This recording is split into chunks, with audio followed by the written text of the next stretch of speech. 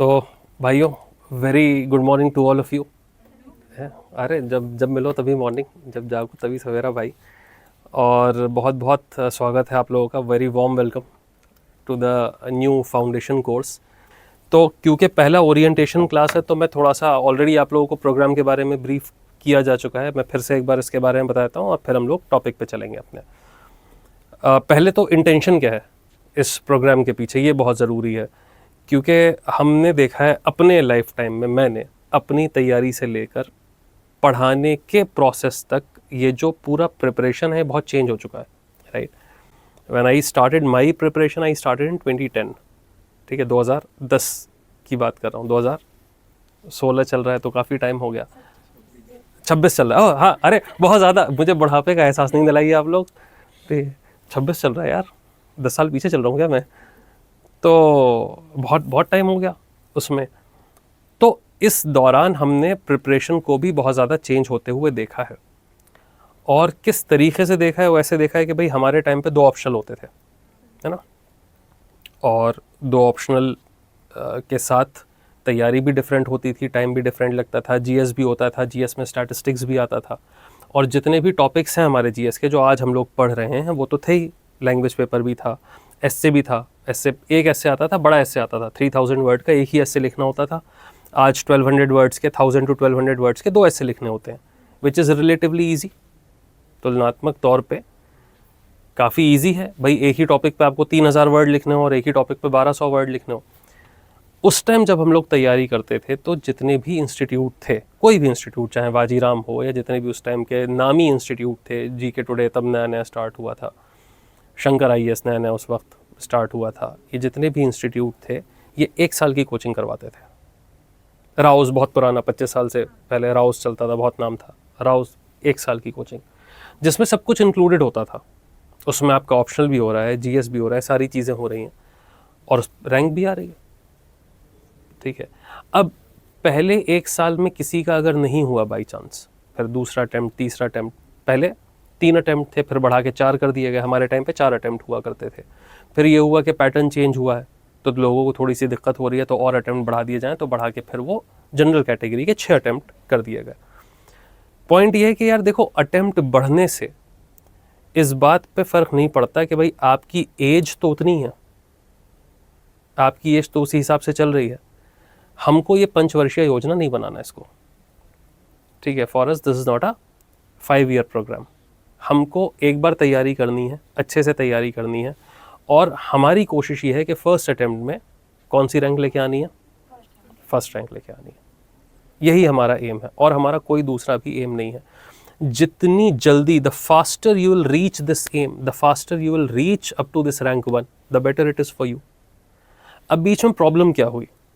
System got changed, process got change, syllabus got expanded. Process बदला, syllabus बदला नहीं। ये बहुत बहुत इंपॉर्टेंट बात मैं कह रहा हूँ आपको। प्रोसेस बदला कैसे? 2 ऑप्शनल थे, 1 ऑप्शनल हो गया। 4 जीएस पेपर हो गए। पहले 2 जीएस पेपर थे, फिर 4 जीएस पेपर हो गए। 4 जीएस पेपर के पीछे क्या इंटेंशन था, उसके लिए मैं आपकी अलग क्लास लूँगा, ठीक है, जिसमें मैं आपको जीएस पेपर्स को एक्सप्लेन करूँगा कि हर पेपर को रखने के पीछे क्या इंटेंशन है। क्योंकि अगर until unless we don't know about the intention of the examiner, हम आंसर कैसे लिखेंगे? हमको पता होना चाहिए ना कि एग्जामिनर की क्या डिमांड है हमसे। तो वो प्रोसेस चेंज हुआ। एक नया पेपर ऐड हो गया, एथिक्स। तो साहब एक ऑप्शनल कम हुआ, एक नया पेपर ऐड हो गया। कोई बहुत ज़्यादा डिफरेंस तो नहीं है obviously. Even if you look at ethics as 1 more optional, तो ये एक कंपलसरी एक सब्जेक्ट हो गया जो सबको पढ़ना है। पहले अपना अपना एक ऑप्शनल तैयार करना था। तो फिर चेंज क्या आया तैयारी में? हमने देखा कि तब जब सारे इंस्टीट्यूट 1 साल में तैयारी करवाते थे, अब जब आप फाउंडेशन कोर्सेज देख रहे हैं तो फाउंडेशन कोर्सेज के ड्यूरेशन को खींच दिया गया है ना। स्टूडेंट्स को ये बोला जा रहा है कि नहीं 2 साल का होगा, 1.5 साल का होगा, 2 साल का होगा, 24 महीने तो लगेंगे ही लगेंगे। कैसे लगेंगे यार? Are we getting more stupider with time? No. I personally would like to believe that you guys are more intelligent than I am, smarter than I am. ठीक है, नया वर्जन तो बेटर वर्जन होता है ना यार, है ना। तो ऑनलाइन भी जो लोग देख रहे हैं भाई, I hope that you will agree with this point that you are smarter than us, more aware than us. लेकिन प्रॉब्लम ये हुई कि एक मार्केट बन गया, तैयारी का एक बहुत बड़ा मार्केट बन गया। और तैयारी का ये मार्केट इस बात पे चलता है कि आप कितनी देर तक तैयारी कर रहे हैं। जितनी देर तक आप तैयारी करेंगे उतनी देर तक हमें प्रॉफिट होगा, इंस्टीट्यूट को। भाई सही बात है कि नहीं है, होगा ना। तो दिस इंडस्ट्री वाज डेवलप्ड और एक ये सूडो सेंस क्रिएट कर दिया गया स्टूडेंट्स के दिमाग में कि नहीं साहब आपको इतनी देर तक तो पढ़ना ही है। अब उससे क्या हुआ कि we got distracted from the basic books, we got distracted from the NCERTs. अरे स्कूल की किताबें हैं क्या, जबकि सारे टॉपर्स कह रहे हैं एनसीईआरटी पढ़ना ज़रूरी है। अरे स्कूल की तो किताबें हैं, क्या ही पढ़ना है, क्या ही देखना है, ये किताब नहीं पढ़ी तो नहीं होगा। तो बहुत सारे मार्केट में मिथ्स आ गए कि if you are not doing this then you will not get selected. ये बात सही है क्या? गलत बात है। क्यों गलत बात है? क्योंकि यूपीएससी ने किसी बुक को रिकमेंड तो नहीं किया, या कहीं सिलेबस में लिखा है कि ये वाली किताब तो पढ़ना बहुत ज़रूरी है। अगर यूपीएससी ने ये बात कही होती तो ऐसे बहुत सारे दिग्गज पहलवान हैं, there are so many students in the market, there are so many aspirants who are very good at mugging up, isn't it? मैं अगर कह दूं कि साहब ये किताब जो है ये रटनी है, तो दे विल डू दैट। अभी बोर्ड एग्जाम्स में क्या हो रहा है, 100% आ रहा है ना, एक इंसान का नहीं, बहुत सारे लोगों का। ह्यूमैनिटीज में दे आर स्कोरिंग 100%। कैसे? बिकॉज दे नो कि क्या पूछा जाएगा। Competitive exam is not like that. Competitive exam में यू डू नॉट नो कि क्या पूछा जाएगा।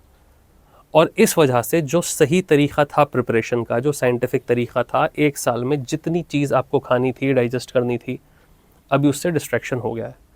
तो because I have been into this process for a very long time, I have been teaching for a very long time, मैंने देखा कि यार किस तरीके से कॉर्पोरेटाइजेशन हो रहा है। आई स्टार्टेड टीचिंग इन 2014, 26 चल रहा है, तो हो गया मुझे 11-12 साल हो गए।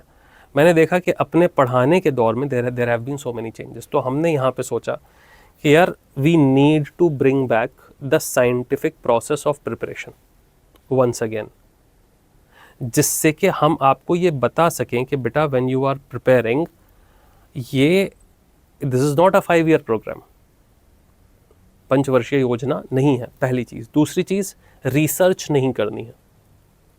रिसर्च नहीं करनी का मतलब ये नहीं है कि मतलब अध्ययन नहीं करना, ये नहीं बोल रहा हूँ मैं आपको कि पढ़ना नहीं है, नहीं, पढ़ना है। When I am saying research, PhD की बात कर रहा हूँ कि किसी एक टॉपिक पे पीएचडी करने के लिए हम लोग यहाँ पे नहीं आए हैं। क्या हमारा एम क्या है? एम है रैंक लाना। रैंक लाने के लिए एक प्रेस्क्राइब्ड सिलेबस हमको दिया हुआ है, और सिलेबस से ऊपर, अभी भाई से, प्रियांशु से मैं बात कर रहा था अभी थोड़ी देर पहले, मैंने भाई को बताया कि अगर आप नोटिफिकेशन देखें यूपीएससी का, तो जहाँ से सिलेबस स्टार्ट हो रहा है वहाँ पे there is a beautiful line mentioned कि an informed citizen must know about it, है ना। एक informed citizen, अगर आप भारत के एक जागरूक सिटीजन हैं, नागरिक हैं, तो आपको पता होना चाहिए। इसका मतलब ये है कि all the students who are preparing for civil services, every single person who is preparing for civil services, UPSC उसको informed समझता ही नहीं है। इतना लंबा चौड़ा सिलेबस आता है क्या किसी को? नहीं पता ना।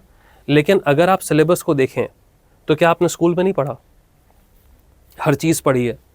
जब पढ़ी है तो आती क्यों नहीं? When you have read everything, then why don't you remember? That's because you have just read it. You have not studied. Reading में और किसी चीज़ को स्टडी करने में there is a difference, है ना।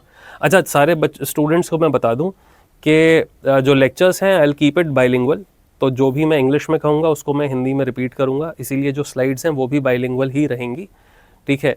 अगर कोई क्वेरी है, any student who is purely English medium, if you are having any problem, please feel free to ask. I will be reading your comments also, I will be looking at your questions also, I will be answering you that. और अगर कोई हिंदी माध्यम का छात्र है जिसको ऐसा लगता है कि मैंने कोई गूढ़ शब्द बोल दिया है अंग्रेज़ी में, तो आप हिंदी भाषा में आप हिंदी में मुझसे वो सवाल पूछ सकते हैं। निशा जी, आप माइक अपना जो है ऑफ कर लीजिए, so that there is no disturbance, ठीक है, फाइन। तो आप अगर ऐसा है तो आप मुझसे सवाल पूछ सकते हैं, ठीक है, फील फ्री टू इंटरेक्ट। तो यहाँ पे हमने जो प्रोग्राम डिज़ाइन किया उसको साइंटिफिकली ये सोच के डिज़ाइन किया कि पहले हमने देखा कि यूपीएससी किस टाइप के पैटर्न को फॉलो कर रहा है, किस टाइप के क्वेश्चंस को पूछ रहा है, ठीक है। फिर हमने देखा कि यार बहुत सारे ऐसे क्वेश्चंस हैं जो एनसीईआरटी से डायरेक्टली आ रहे हैं, लोग नेग्लेक्ट कर देते हैं, पैराग्राफ टू पैराग्राफ एकदम कट कॉपी पेस्ट, वैसे स्टेटमेंट देखे वैसे सवाल पूछे गए। तो अगर ये इतनी अहम चीज़ हम छोड़ देंगे तैयारी में तो हमारा लॉस है। तो हमने क्या किया कि 2 पार्ट्स में हमने हर सब्जेक्ट को डिवाइड किया। एक पार्ट जहाँ पे हम जितने भी सब्जेक्ट्स हैं उसकी एनसीईआरटीज़ पढ़ेंगे, बहुत अच्छे से उनको स्टडी करेंगे, सिर्फ ऊपर ऊपर से नहीं, क्योंकि एनसीईआरटी जैसे मैं ज्योग्राफी की अगर एनसीईआरटी की बात करूँ, it's a very difficult NCERT, आसान एनसीईआरटी नहीं है ज्योग्राफी की, और उसको हम स्किप कूदते कूदते चले जाते हैं क्योंकि एक लाइन में बहुत सारी बातें कह दी हैं। जिसने लिखा भाई लिखने वाले की मर्जी, कवि की कल्पना, इतना सा इशारा करके छोड़ दिया कि पॉट होल और प्लंज पूल एक ही स्टेटमेंट में बना दिया। अब आप ढूंढते रहिए कि क्या पॉट होल होता है, क्या प्लंज पूल होता है ना। तो वहाँ पे डिफ़िकल्टी होती है, तो हम ऐसा नहीं करेंगे। एनसीईआरटी को बहुत अच्छे से स्टडी करेंगे, और जब एनसीईआरटी हमारी कंप्लीट हो जाएगी, जैसे ज्योग्राफी की एनसीईआरटी, तो ज्योग्राफी के बाद मतलब एनसीईआरटी के बाद हम कोर कॉन्सेप्चुअल क्लासेस करेंगे, which is CCC। Core conceptual classes क्या होंगी यार? कोर कॉन्सेप्चुअल क्लासेस में आपके 10 से 12 लेक्चर्स होंगे अलग से, जिसमें हम फोकस करेंगे उन टॉपिक्स को जो थोड़े से अप्लाइड हैं, जो एनसीईआरटी के बियॉन्ड हैं, करंट अफेयर्स को इंक्लूड करके, जिससे कि हमारा जो फाउंडेशन बना उस पर सुपर स्ट्रक्चर बना सकें, जहाँ से हमको मेंस के क्वेश्चन मिल रहे हैं। तो हमारी अंडरस्टैंडिंग इस तरीके की होनी चाहिए कि मैं रात में एकदम नींद से भी उठा के आपको पूछूं कि बेटा बताओ ये क्या चीज़ है, you should be able to answer. Phenomenon आपको आना चाहिए। एक बार अगर फिनोमिनन आपको समझ में आ गया, फाउंडेशन आपकी स्ट्रांग हो गई, तो even if something from current affairs is asked, you will be able to extrapolate. आपको समझ में आ जाएगा कि अगर ऐसा हो रहा है तो उसके पीछे का जो रीज़न है, उसके पीछे की जो साइंस है वो ये है। फाइन। और जैसे जैसे हम पढ़ते जाएंगे, every alternate day you will be having a test.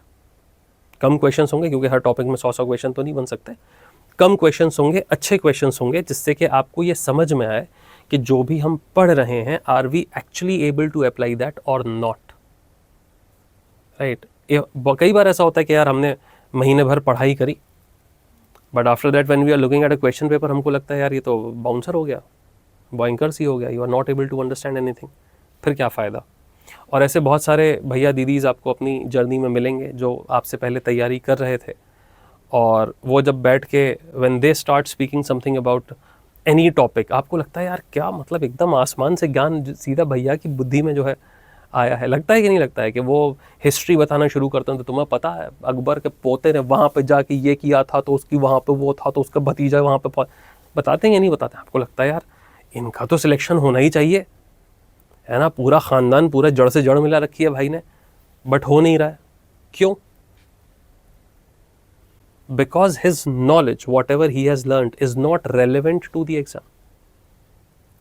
अगर भैया ने प्रीवियस ईयर क्वेश्चन देखे होते और आप लोगों की तरह प्रैक्टिस करी होती क्वेश्चंस की, तो उनको पता होता कि अकबर का पोता क्या कर रहा था और उसकी वाइफ क्या कर रही थी और उसका भतीजा क्या कर रहा था।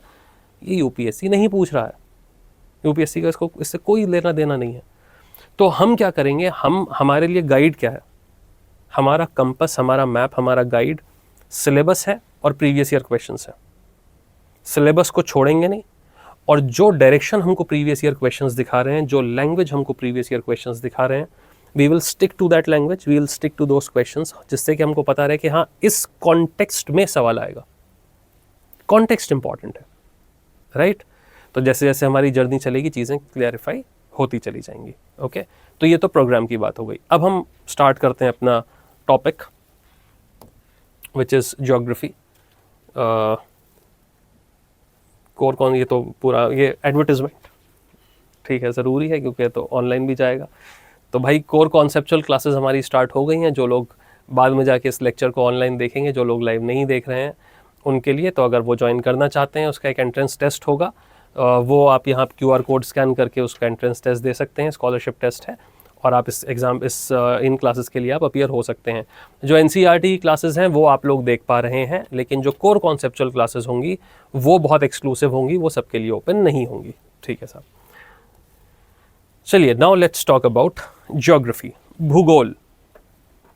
तो भूगोल और ज्योग्राफी दोनों नामों में थोड़ा सा अंतर है, भूगोल और ज्योग्राफी सेम है आप कहेंगे, लेकिन जो मीनिंग होता है वो थोड़ा सा चेंज हो जाता है। तो if we talk about geography, NCERT first chapter, और एनसीईआरटी फर्स्ट चैप्टर में से थोड़ा सा additional information I have got. Geography जो नाम है सब्जेक्ट का, वो रखा किसने, कहां से स्टार्ट हुआ ये सब्जेक्ट, पता होना चाहिए ना। जब सब्जेक्ट पढ़ रहे तो हमको पता होना चाहिए कि उसकी फाउंडेशन क्या है। ये सब्जेक्ट स्टार्ट हुआ ग्रीस से। ग्रीक्स ने पहली बार ज्योग्राफी लिखना शुरू किया। तो एक ग्रीक फिलोसोफर थे एरास्थोथेनस, उन्होंने ये टर्म दिया जियोग्राफी। जियो का मतलब क्या होता है,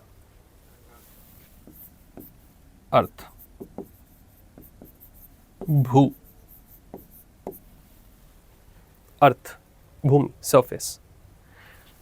दूसरा टर्म आया, शब्द आया ग्राफी, अध्ययन, स्टडी।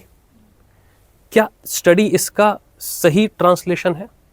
शाब्दिक अर्थ क्या इसका अध्ययन है? Literal meaning, is it study? No. Literal meaning of graphy is description, description, not study. If I translate description literally in Hindi, तो उसका literal translation होता है वर्णन, किसी चीज का वर्णन करना, description.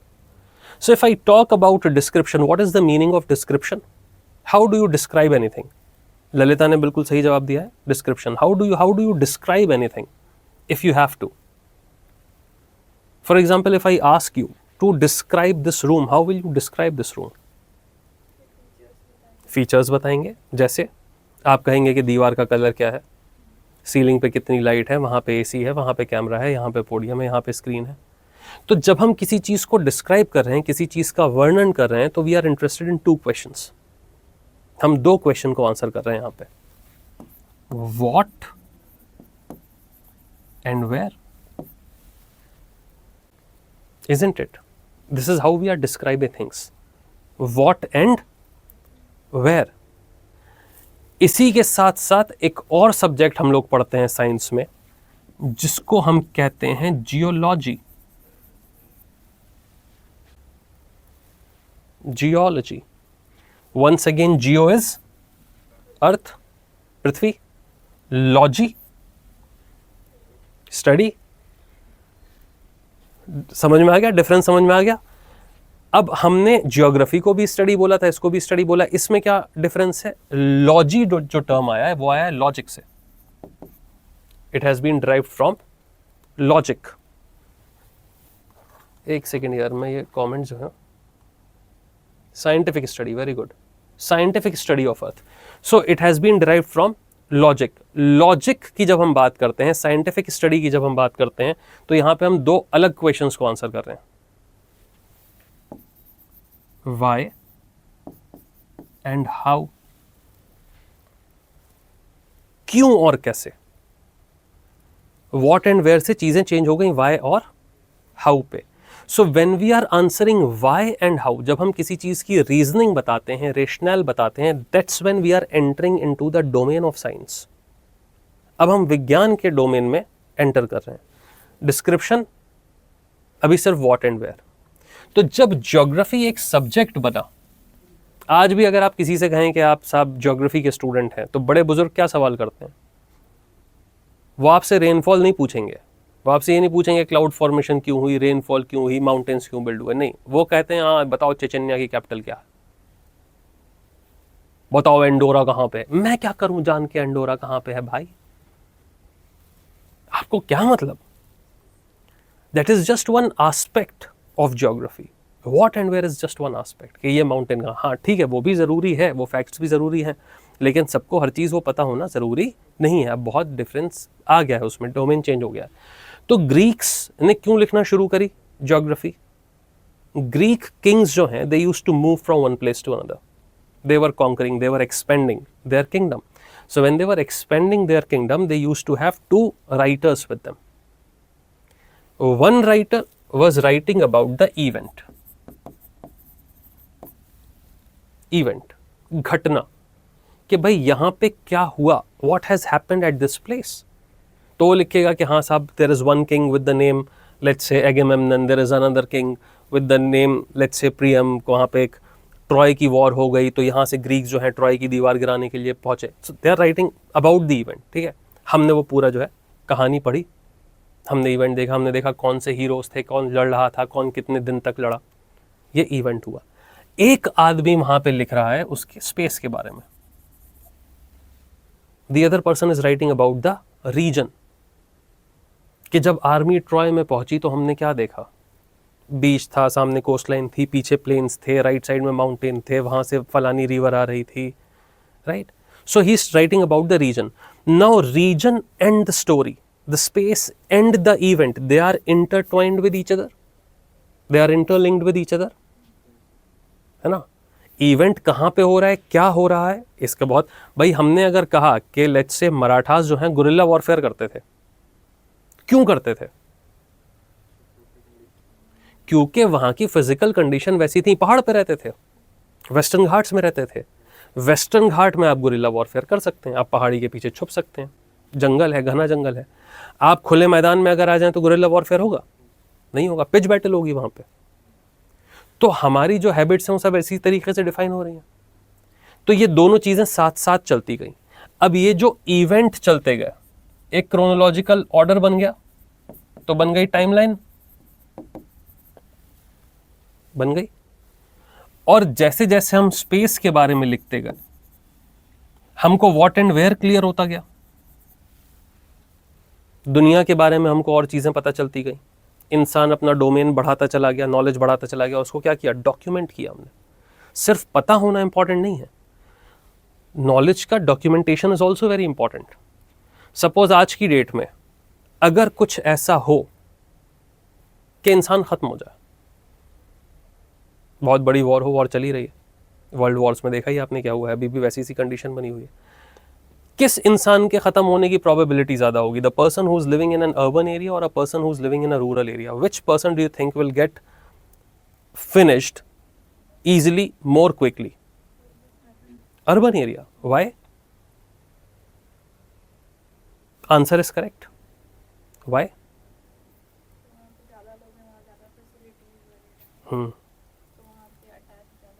Very good.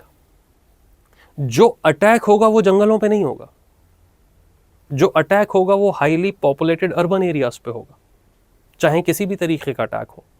So people who are involved in this political conflict, there is a higher possibility of the urban people to get involved into it. जो ट्राइबल अंडमान एंड निकोबार में बैठा है, असर उस पर भी होगा लेकिन कम। कोई नोमैड है जो साहब सहारा डेजर्ट में चल रहा है, उसे क्या पता, ऊपर से मिसाइल निकल गया, उसने देखा हाय बाय, ठीक निकल गया, उसको लगा कि भाई कुछ तो इवेंट हो रहा है। अब ये पॉपुलेशन खत्म हो गई, ठीक है, अचानक से कुछ हुआ, ये खत्म हो गई। अब जो नई पॉपुलेशन डेवलप होगी, जो नया सिविलाइजेशन डेवलप होगा, वो कहां से होगा, उन लोगों से होगा जो बच गए। तो ये जो हमारी नॉलेज है, अगर ये कहीं पे डॉक्यूमेंट नहीं हुई तो गायब हो जाएगी। मुझे कोई चीज पता है, उससे उसका क्या फायदा दुनिया को, मैं तो मर जाऊंगा अपने साथ, मैं अपनी इंफॉर्मेशन लेके चला जाऊंगा ना यार। इसलिए अगर मैं फिलोसोफर हूं तो मेरे लिए जरूरी है कि मैं अपनी नॉलेज को डॉक्यूमेंट करूं। तो ऐसा नहीं है कि ग्रीक्स से पहले लोगों के पास नॉलेज नहीं थी, हमको कहां से मिली, यहां से मिली। इन्होंने क्या किया, डॉक्यूमेंट करना शुरू किया। अब जब ये डॉक्यूमेंटेशन हुआ तो as a student of geography, if I am reading all this, मेरे लिए बड़ा मुश्किल है यार। क्यों मुश्किल है? क्योंकि मैं इवेंट भी पढ़ रहा हूं और इवेंट से मैं ज्योग्राफी भी पढ़ रहा हूं। मतलब the same text is containing history and the same text is containing geography, isn't it? आप कोई अगर कहानी है, फिक्शन भी अगर कोई लिखता है तो लिखता है ना, जगह के बारे में लिखता है कि कहाँ पे घटना हो रही है। कि ये कौन सी मूवी आई थी अभी, बाहुबली, राइट? अरे अभी ही थी भाई, वो मेरी मेमोरी में ताज़ी है, राइट? तो बाहुबली का जो डिस्क्रिप्शन है, in the beginning of Baahubali, Rajamouli has already given that map के साहब ये है और यहाँ पर ये वाला राज्य है, वहाँ पे फलाने राज्य हो, कुंतल राज की जो है राजकुमारी, उनसे मिलने के लिए भाई जा रहे हैं, हाँ, और ये माहिष्मती है। तो आपको आइडिया क्या हुआ? Without knowing Mahishmati how will you be able to know the achievements of Baahubali, right? तो मैं देख रहा हूं बाहुबली लेकिन माहिष्मती बैकग्राउंड में चल रहा है, मैं पढ़ रहा हूं इवेंट लेकिन बैकग्राउंड में स्पेस चल रहा है। Now if you want to study only about Mahishmati, अब क्या करेंगे? अब प्रॉब्लम हो जाएगी। क्यों प्रॉब्लम हो जाएगी? आपको छांटना पड़ेगा, इवेंट्स निकालने पड़ेंगे बीच बीच में से कि स्टोरी रोकें और फिर हम ढूंढें। तो आगे जाके हमने क्या किया? हमने इन दोनों चीजों को बाइफर्केट कर दिया। टाइमलाइन अब हम अलग पढ़ेंगे, स्पेस अब हम अलग पढ़ेंगे। So the study of timeline, the chronological order of event, it turn into history. So a new subject was born, history. And the study of space, what and where, this turned into a new subject called geography. नहीं, एरिस्टोस्थेनेस वाला। बात समझ में आई? तो दुनिया के जो दो सबसे पुराने सब्जेक्ट्स हैं वो ज्योग्राफी और हिस्ट्री हैं, इसीलिए history and geography are also called sister subjects. इनको हम सिस्टर सब्जेक्ट कहते हैं। जो ज्योग्राफी में अच्छा होता है वो हिस्ट्री में भी अच्छा होता है अमूमन, और जो हिस्ट्री में अच्छा होता है उसको ज्योग्राफी में अच्छा होना पड़ेगा, वरना कैसे समझाएगा, राइट? हमारी जो लाइफ है बहुत जुड़ी हुई है ज्योग्राफी के साथ। तो ये जो मैप आप लोग देख रहे हैं ये एनसीईआरटी में नहीं दिया है, मैंने अलग से लगाया। This is the first world map जो नोन वर्ल्ड था। ग्रीक्स ने जो पहला वर्ल्ड मैप बनाया वो ऐसा बनाया। तो ये क्या मानते थे? ये मानते थे कि अर्थ इज फ्लैट, है ना, धरती फ्लैट है, चारों तरफ ओशन है, बीच में आइलैंड्स हैं और आइलैंड के बीच में हाईलैंड्स हैं, माउंटेन्स हैं। तो माउंटेन बीच में होंगे, वहाँ से नदियाँ बाहर जाएंगी अपने पानी को लेके, they will take all this water towards the oceans. तो इन्होंने बना दिया, इन्होंने देखो ये लीबिया जो बनाया हुआ है, ये अफ्रीका, कॉन्टिनेंट अफ्रीका, फिर अरेबिया, फिर इंडिया वाला कॉन्टिनेंट आ गया, यहाँ पे इंडस जा रही है, और ये यूरोप वाला पार्ट। तो इन लोगों को पता नहीं था कि भाई नॉर्थ अमेरिका, साउथ अमेरिका कोई चीज़ और एग्जिस्ट करती है, वहाँ पे भी लाइफ थी, लोग रह रहे थे, इन्हें नहीं पता था। ठीक है, जो कहते हैं ना क्रिस्टोफर कोलंबस ने डिस्कवर किया अमेरिका, डिस्कवर, लोग रह रहे थे भाई वहाँ पे। आप गलती से पहुंचे, रास्ता भी नहीं खोजा आपने, आप गलती से पहुंच गए, आप जाना चाह रहे थे कहीं और वो इतना भोला था आदमी, उसको पता भी नहीं चला कि वो गलत कौन है, उसको लगा इंडिया पहुंच गया वो, इसीलिए वहाँ पे जो लोग आए उसका नाम उसने इंडियंस रख दिया। वो लाल लाल दिख रहा है तो रेड इंडियंस हो गए, वो रेड इंडियंस थोड़ी थे वो, हर ट्राइब का अपना नाम था ना, अपाचे ट्राइब अलग थी, जेरिको अलग थी, सब अलग अलग ट्राइब्स थी ना, सब रेड इंडियंस। ठीक है, तो इसके ऑलरेडी वो इसकी रील कट चुकी है, तो ज़्यादा डिटेल आप वहाँ पे देख सकते हैं, इस पर और ज़्यादा टाइम नहीं लूँगा मैं। तो ये जो है वर्ल्ड मैप इन्होंने बना दिया। अब हमने देखा कि यार टाइम के साथ जो नॉलेज का स्तर है वो भी चेंज होता गया, राइट? कैसे चेंज होता गया? अगर हम ज्योग्राफी की बात करें तो ज्योग्राफी टाइम के साथ और साइंटिफिक होती गई, है ना। एक टाइम ऐसा आया जब हमने कहा कि यार what and where is not important for us anymore. What and where जान के अब तो किताब में आ गया। If you want to know about something you can just open a book, you will be able to locate that. अब point ये है कि हमको यहाँ से एक स्टेप आगे जाना है, तो एक स्टेप आगे जाके हम क्या करेंगे उसका डिस्कशन हम बाद में करेंगे। पहले आप लोग ये बताइए कि as a civil servant why do I need to study geography?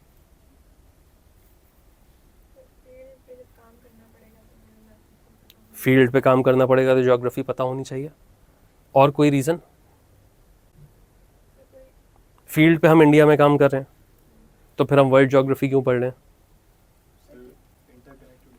Interconnected होता है। कैसे? इकोनॉमीज इंटरकनेक्टेड होती है, वॉर चल रही है यूएस और अरेबिया के बीच में, वहाँ इम्पैक्ट तो इंडिया की इकोनॉमी पे भी है। इंडिया की इकोनॉमी पे भी इम्पैक्ट है, ठीक है। और कुछ?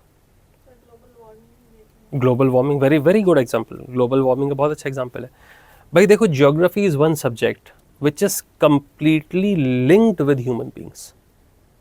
We can not live without our geography. Geography का हिस्सा एनवायरनमेंट भी है, ज्योग्राफी का हिस्सा रिसोर्सेज भी हैं, सरफेस भी है, एग्रीकल्चर भी ज्योग्राफी का हिस्सा है, आप इकोनॉमी का भी कह सकते हैं, but economic geography is also a domain. तो जब हम ज्योग्राफी ऐसा सब्जेक्ट देखते हैं तो it is a multidisciplinary subject. We have got political geography, population geography, settlement geography, agricultural geography, then physical geography of course, वो भी है। तो एज अ सिविल सर्वेंट आप जो रोल प्ले कर रहे हैं मार्केट में जाके, आफ्टर सिलेक्शन, वो क्या है? आप बनेंगे क्या? Civil servant, what exactly is the job of a civil servant? Civil servant होता क्या? पीपल को सर्व करने वाला। सिविल सर्वेंट तो लोगों को सर्व करने वाला, बिल्कुल सही बात है। चलिए, so these are the people और दिस इज द सर्वेंट, इनको सर्व करने वाला। सरकार और जनता के बीच सेतु का काम करता है ना? बिल्कुल सही बात है, यही जानना चाह रहा था मैं। सरकार और जनता के बीच में सेतु का काम कर रहा है ये civil servant. It is a bridge between the government and the public. तो बेसिकली सिविल सर्वेंट जो है, जो ब्यूरोक्रेसी है, that is permanent executive. Legislature, executive, judiciary होती है ना, तो ये है परमानेंट। परमानेंट मतलब ये सिलेक्टेड कैंडिडेट है। ये क्या है? ये इलेक्टेड कैंडिडेट है। यहां इलेक्शन हो रहा है जो 5 साल के लिए, यहां सिलेक्शन है जो रिटायरमेंट तक के लिए। तो ये जो इलेक्टेड लोग हैं, ये आपके प्रतिनिधि हैं, आपने इलेक्ट करके वहां भेजा। क्या जरूरी है कि ये जो इलेक्टेड कैंडिडेट है ये पढ़ा लिखा हो? नहीं, कोई जरूरी नहीं है। भारत में खास तौर पे होना चाहिए कि नहीं होना चाहिए? होना चाहिए। सब लोग ऐसे कहते हैं होना चाहिए, है? अब मैं ये सवाल पूछ रहा हूं तो इसका आंसर क्या होगा? होना चाहिए कि नहीं होना चाहिए? होना चाहिए। कितना पढ़ा लिखा होना चाहिए?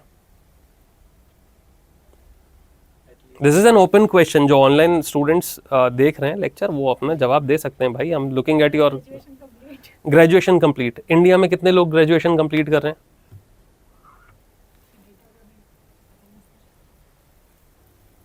ड्रॉप आउट रेट हाई है स्कूल्स का। 10वीं पास ही कितने लोग कर पा रहे हैं? Only in urban area. तो अगर हम ये कंडीशन बना दें, if I make this condition कि नहीं, सिर्फ ग्रेजुएशन पास कैंडिडेट ही इलेक्शन में कॉन्टेस्ट कर सकता है, तो एक बहुत बड़ी जनता जो है एलिमिनेट ही हो जाएगी। आप ये समझिए, लिटरेसी रेट जो है 75% है भारत में। लिटरेसी का मतलब क्या होता है? साक्षर होने का क्या मतलब? साक्षर होने का मतलब पढ़ा लिखा होना नहीं है। साक्षर होने का मतलब अक्षर लिख पाना है। आप एक लैंग्वेज को पढ़ पाते हैं और लिख पाते हैं, that is what is literacy. कोई एक लैंग्वेज, तो आप लिटरेट हो गए। लिटरेसी डज नॉट मीन कि आपने कोई स्कूल गए हो, क्लास गए हो, वो मतलब नहीं है।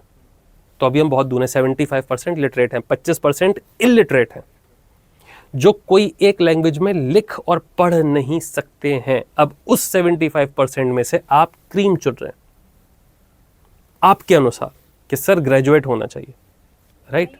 नहीं, मैं एक बात कह रहा हूँ, मैं समझाने की कोशिश कर रहा हूँ आपको कॉन्सेप्ट। जैसे हम बोलते हैं ना, देखो मैं आपकी एज में मैं भी यही सोचता था कि होना चाहिए। क्या गंवार आदमी बैठ गया है, वो कह रहे हैं कि अब पानी से बिजली निकाल लोगे तो पानी में क्या बचेगा? ठीक है, तो मंत्री जी बैठ के, this is an actual legit debate of parliament. कहीं डैम बन रहा था, उन्होंने कहा डैम बनाएंगे तो पानी आएगा, तो पानी से बिजली बनाएंगे। तो वहां पे खड़े होकर डिबेट में, पार्लियामेंट्री डिबेट में, is very animated and is like, पानी में से बिजली निकाल लीजिएगा तो पानी में क्या बचेगा, हमारा किसान को क्या मिलेगा? अरे भाई, तो है ऐसे लोग, तो क्या उनको नहीं पहुंचना चाहिए? आप डिसाइड कर रहे हैं ना। अगर नहीं पहुंचना चाहिए था तो आपने वोट क्यों दिया? क्वेश्चन उन पे नहीं है यार, क्वेश्चन आप पे कि आप क्या चाहते हैं। गारंटी लेके मैं दे सकता हूं, पीएचडी वाला कैंडिडेट कोई उस आदमी के अगेंस्ट कॉन्टेस्ट करता, वो हारता, जीतता वही। तो हम लिमिट नहीं कर सकते किसी व्यक्ति को इलेक्शन के लिए। Everybody is free to contest. जो नेता होता है वो उसका चार्म है यार, जनता को कितने अच्छे से वो समझता है। वो इंसान अच्छा भी हो सकता है, खराब भी हो सकता है।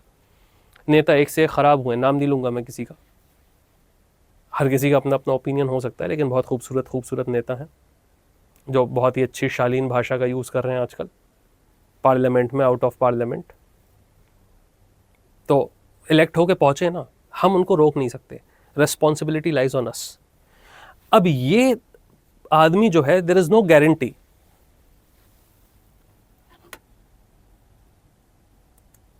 सुबह Lakshmi has requested for something. भाई एडमिन थोड़ा देखिएगा, इन्होंने कुछ रिक्वेस्ट किया पे। Okay, so the thing is that once this person is elected, इसको लीगल नॉलेज नहीं है, ठीक है, वो किसको है? आपको। तो आप लिंक है। अब the policies which are made by them, इन्होंने पॉलिसी बनाई, आपका क्या काम है? इस पॉलिसी को लोगों के ऊपर इंप्लीमेंट करना। ये डायरेक्ट नहीं कर रहे इंप्लीमेंट, कौन कर रहे हैं इंप्लीमेंट? आप। और पॉलिसी बना कैसे रहे हैं? ये कैसे पॉलिसी बना रहे हैं? क्या ये लोग डायरेक्ट पब्लिक से मिल रहे हैं? सिर्फ इलेक्शन के टाइम ही मिलते हैं, उसके बाद गायब। आप मिलते हैं। ये जो ब्यूरोक्रेट है, it is your responsibility to meet people. आप इन लोगों की एस्पिरेशन बता रहे हैं इसको, इलेक्टेड कैंडिडेट को। That's how you are behaving like a link. सेतु के तरीके से, ब्रिज के तरीके से आप काम कर रहे हैं। तो अब अगर आप इन लोगों को नहीं जान पाएंगे तो आप डिसीजन मेकिंग कैसे करेंगे? तो लोगों को जानना आपके लिए जरूरी है। लोगों को जानने का मतलब दो चीजें होती हैं। There is something called legality और समथिंग कॉल्ड लेजिटिमेसी। लीगैलिटी और लेजिटिमेसी। लीगैलिटी क्या होती है यार? What is legal?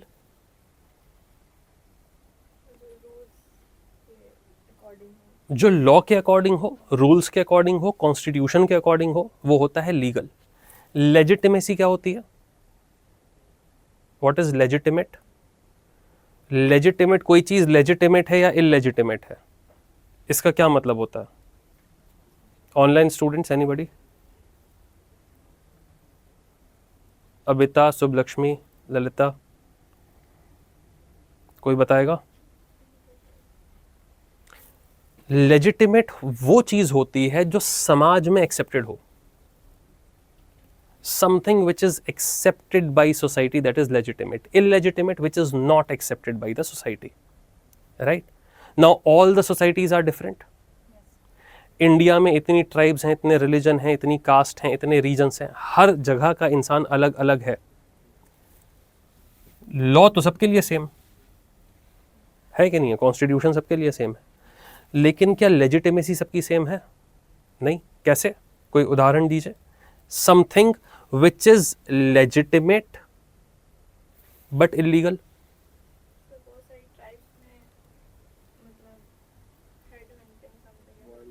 Head hunting तो अब यार लेजिटिमेट भी नहीं बची है, इलीगल भी है। ये आंसर अच्छा था, बहुत अच्छा था। नागा ट्राइब्स में हेड हंटिंग होती थी एक जमाने में।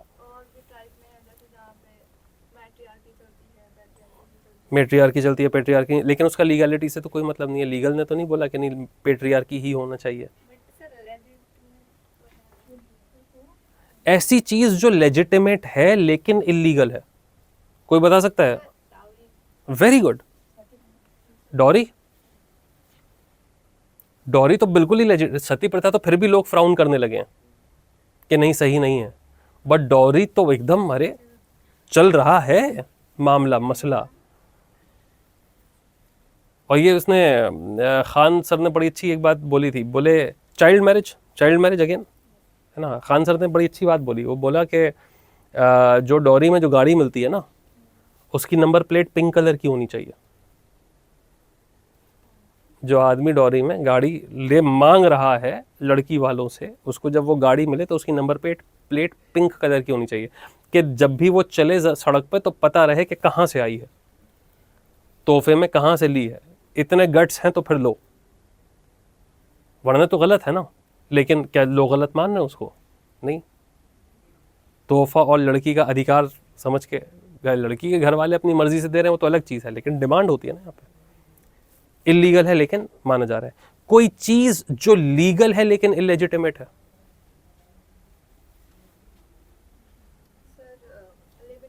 Live in relationship, very good. Live in relationship legal है। अगर लड़की 18 साल से ऊपर है, लड़का 21 साल से ऊपर है, तो साथ में रह सकते हैं, कोई प्रॉब्लम नहीं है लीगली। अब तो कोर्ट ने यह भी कह दिया है कि अगर उस रिलेशनशिप से कोई बेबी होता है तो लड़के की रिस्पॉन्सिबिलिटी है, लड़का फादर को उसको बनना पड़ेगा। लेकिन क्या लेजिटिमेट है? बोल के देखो पापा से, है बताएंगे कि कितना कितना लेजिटिमेट है? नहीं है ना भाई। लोग अभी भी उस चीज़ को फ्राउन करते हैं। तो लेजिटिमेसी अलग। इसका एक और उदाहरण मैं आपको देता हूँ। Something which is not legal but legitimate. Khap panchayat, सुना है? हरियाणा में खाप पंचायत होती है, विलेज की अपनी एक पंचायत होती है जिसमें विलेज के जो बड़े बुजुर्ग होते हैं, village elders, they create a panchayat and they solve the problem of the villager. Now it has got no legal sanctity. Legal panchayat तो अलग हो गई ना. अब आप सिविल सर्वेंट हैं, आपकी पोस्टिंग कहीं पे हुई, लेट्स से हरियाणा में हुई, आपने कहा कि यार ये खाप पंचायत जो है लीगल नहीं, हटाओ इसे, आपने हटा दिया, लीगल काम कर रहे हैं आप, लेकिन क्या वहां के लोग आपको एक्सेप्ट करेंगे? नहीं करेंगे.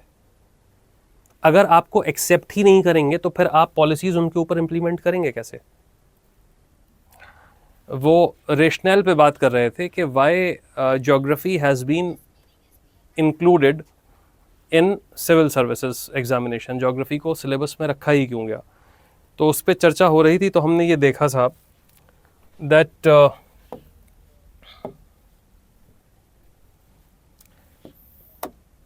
a civil servant was acting as a bridge between the public and the government.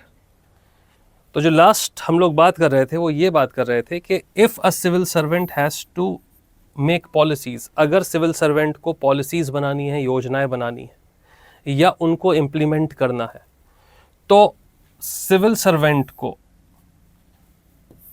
Public के बारे में जानना बहुत ज़रूरी है.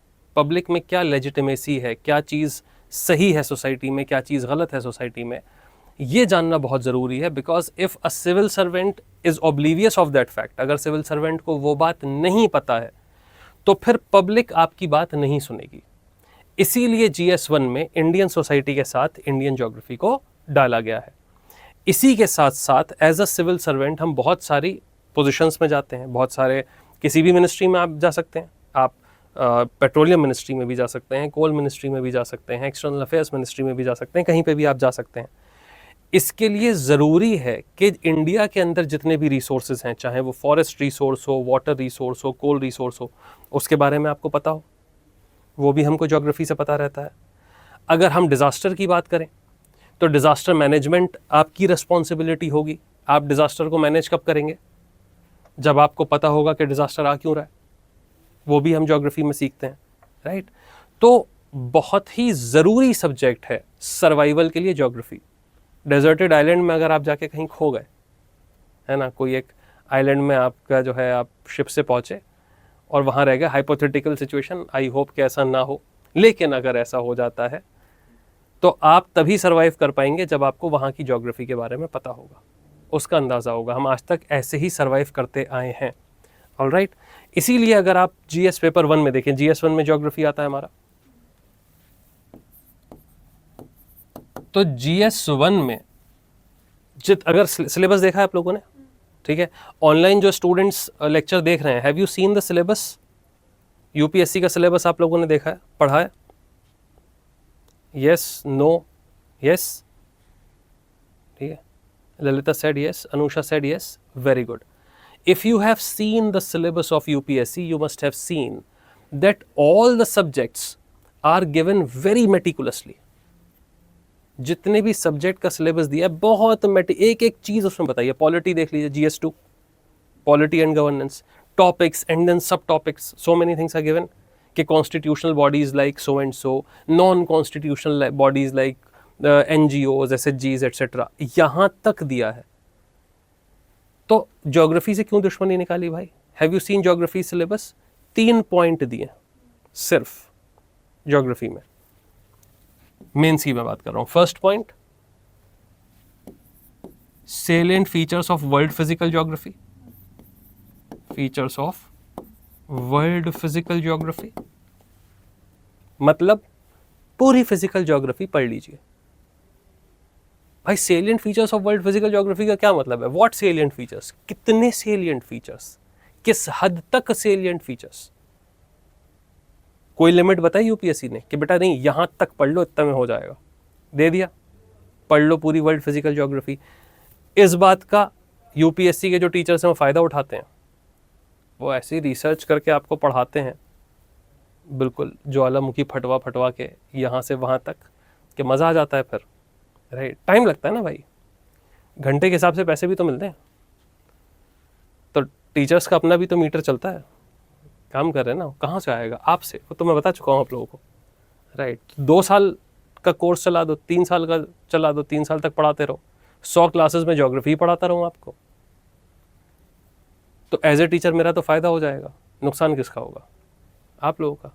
तो हमको देखना है कि भाई कहाँ तक इसको पढ़ना है। Salient features of world physical geography, मैं इतना आपको पढ़ा दूंगा वर्ल्ड फिजिकल ज्योग्राफी कि चलते चलते आप कोई भी फीचर देखें, है ना, कहीं कोई बादल बन जाए, पहाड़ दिख जाए, you will be able to tell कि कौन से टाइप का क्लाउड है। अगर कहीं बारिश हो रही है तो you will be able to tell कि क्यों हो रही है, कब होगी कब नहीं होगी, इतना मैं आपको बता दूंगा, ठीक है। और ज्योग्राफी की खासियत ये है, the good thing about geography as a subject is कि जो भी हम पढ़ेंगे, जो भी आप उसको देख सकते हैं, फिजिकली देख सकते हैं, इसलिए इतना एंटरटेनिंग और इतना मज़ेदार सब्जेक्ट ये हमारे लिए बन जाता है। तो देखते हुए चलेंगे, जो भी मैं पढ़ाऊँगा आप गूगल अब तो अपने हाथ में है, कर लो दुनिया मुट्ठी में, तो साहब अब तो आप हर चीज़ देख सकते हैं, सर्च कर सकते हैं। So this is first point. Second point, world resources and resources of India and features या locational factors of industry, locational factors of industries, ये है second point. So technically as far as human geography is concern, वो सिर्फ world resources and locational factors है syllabus में, ठीक। And the third point is important geophysical phenomenon like tsunami, volcano, earthquake, etc. Cyclone, पाइक्लोन, ठीक। अब ये जो थर्ड पॉइंट है जियोफिजिकल फिनोमिनन, भाई ये हमको सेपरेटली क्यों बताया जा रहा है? Is it not a sub part of salient features of world physical geography? Right. Online वाले भाइयों आप भी थोड़ा सा जैसे करते रहिए, so that I will know that you are there present. Yes, important geophysical phenomenon is a sub-part of world salient features of world physical geography, right? तो भाई जब अच्छा सुनामी अगर मुझे पढ़ाना है आपको या साइक्लोन पढ़ाना है तो मैं अलग से पढ़ाऊंगा क्या? नहीं। जब मैं आपको क्लाइमेटोलॉजी पढ़ाऊंगा उसी में मैं आपको साइक्लोन भी पढ़ाऊंगा, ओशनोग्राफी पढ़ाऊंगा तो सुनामी पढ़ाऊंगा, इंटरनल स्ट्रक्चर ऑफ अर्थ पढ़ाऊंगा तो अर्थक्वेक पढ़ाऊंगा कि नहीं पढ़ाऊंगा? तो फिर ये अलग से क्यों दिया? मैनेजमेंट के बारे में तो बात नहीं कर रहा है। Disaster management is in GS3, disaster management है GS3 में, डिजास्टर पढ़वा रहा है हमको GS1 में, क्यों? क्योंकि ज्योग्राफी से रिलेटेड है। अलग से क्यों दिया ये मैं कह रहा हूं। अगर ये अलग से नहीं भी देता UPSC, then also we would have studied all those things. पढ़ते कि नहीं पढ़ते? अगर ये हमसे नहीं भी कहता अलग से कि भाई ये पढ़ लो, तब भी हम पढ़ते ना, तो फिर अलग से क्यों दिया यहाँ पे? इंपॉर्टेंट होगा करने के लिए भाई, बिल्कुल सही बात है, एकदम सही आंसर। किसने दिया है आंसर? ठीक है, नाम नहीं दिख रहा है मुझे, बहुत ही सही आंसर है। इंपॉर्टेंट तो है ही यार, इसलिए दिया है क्योंकि UPSC ये बताना चाहता है कि आपके मेंस के एग्जाम में यहां से 2 क्वेश्चन आएंगे। बिल्कुल। अगर आप क्वेश्चन पेपर देखें पिछले 2011 से लेके अभी तक GS के, आप देखिए एक 10 मार्कर आता है, एक 15 मार्कर आता है। कितने डिजास्टर हैं इंडिया में? कितने होते हैं अप्रॉक्सीमेटली? बहुत ज़्यादा। बिल्कुल एकदम सही आपने पकड़ा, क्वेश्चन बनेंगे। कितने होते हैं डिजास्टर बताओ? 10-11 से ऊपर तो नहीं है। नेचुरल डिजास्टर कितने हैं? इतने ही हैं भाई। लैंडस्लाइड हो जाएगा, एवलांच हो जाएगा, अर्थक्वेक आ जाएगा, सुनामी आ जाएगा, साइक्लोन आ जाएगा, फॉरेस्ट फायर हो जाएगा, थोड़ा बहुत छुटपुट इधर उधर फ्लडिंग हो जाएगी, और जियोफिजिकल फिनोमेनन और क्या हो सकता है? वॉल्केनिक इरप्शन इंडिया में होता नहीं है, बट मान लो कि हो गया कहीं बैरन आइलैंड में, कहीं आपकी किस्मत ख़राब थी, आप वहीं आइलैंड पहुँचे। ड्रॉट, सूखा पड़ना, drought. So on one side there is flooding, on the other side there is drought. 9 floods I have already said. ठीक है। अब ये 9 को हटा के अगर even if you bring in some anthropogenic disaster, urban flooding, urban heat island, उसको भी अगर आप मिला लीजिए, क्लाइमेट चेंज को भी मान लीजिए, तो भी 11-12 हुए ना। आपको पता है कि ये 12 टॉपिक में से 2 क्वेश्चन आने हैं, पेपर आउट हो गया। 12 टॉपिक में से 2 क्वेश्चन, कितना सही हिट रेशियो है यार, घूम फिर के आना ही है, आएगा ही। This is how we map the questions. इसलिए आप देखेंगे कि जब आप अपना मेंस लिख रहे होंगे, जो कि लिखेंगे इंशाल्लाह, जब भी आप, जो भी आपका फर्स्ट अटेम्प्ट है उसमें आप मेंस लिख रहे होंगे, ठीक है, जब भी आप अपना मेंस लिखेंगे तो आप देखेंगे कि 80% क्वेश्चन जो हम लोग करवा रहे हैं आपको, वो 80% क्वेश्चन आपको आपकी आंसर शीट में मिलेंगे, क्वेश्चन पेपर में। मेंस के क्वेश्चन को मैप करना ईजी होता है, क्योंकि टॉपिक्स उतने ही चल रहे होते हैं, कुछ 300 साढ़े 300 टॉपिक्स चल रहे होते हैं, सारे जीएस पेपर में से उन्हीं करंट इश्यूज़ में से उठ के सवाल आते हैं, चाहे वो इंटरनेशनल रिलेशन हो, डिजास्टर मैनेजमेंट हो, इकोनॉमिक्स हो, साइंस एंड टेक्नोलॉजी हो, कहाँ से आ रहा है, वहीं से आ रहा है यार। इक्का दुक्का कोई क्वेश्चन होगा जो बिजार आएगा, राइट। अब इसमें जो चीज़ नहीं है वो भी मैं आपको पढ़ाऊंगा कोर कॉन्सेप्चुअल क्लासेस में। वो चीज़ जो आपको मैं पढ़ा सकता हूँ, बाकी कोई और टीचर उतने अच्छे से नहीं पढ़ाएगा, जो कि है पॉपुलेशन एंड सेटलमेंट। पॉपुलेशन है आपके सिलेबस में, लेकिन कोई और टीचर नहीं पढ़ाएगा। Population is part of economy also, population is part of polity also, but economics के टीचर, पॉलिटी के टीचर, उनका कोर डोमेन नहीं है। ह्यूमन ज्योग्राफी का कोर डोमेन है पॉपुलेशन। तो कोर कॉन्सेप्चुअल क्लासेस में I will be teaching you population also. वहां से आप देखिए हर साल एक क्वेश्चन आता है, चाहे वो इंडियन सोसाइटी के कॉन्टेक्स्ट में, चाहे वो ज्योग्राफी के कॉन्टेक्स्ट में, 100%, क्योंकि इंडियन सोसाइटी के सिलेबस में population and problems associated with population explicitly दिया हुआ है, ठीक। GS1 सारे ही GS paper they are of 250 marks. In GS1 for how many marks do you get geography questions, can you tell me? GS1 में से geography कितने number का पूछा जाता है?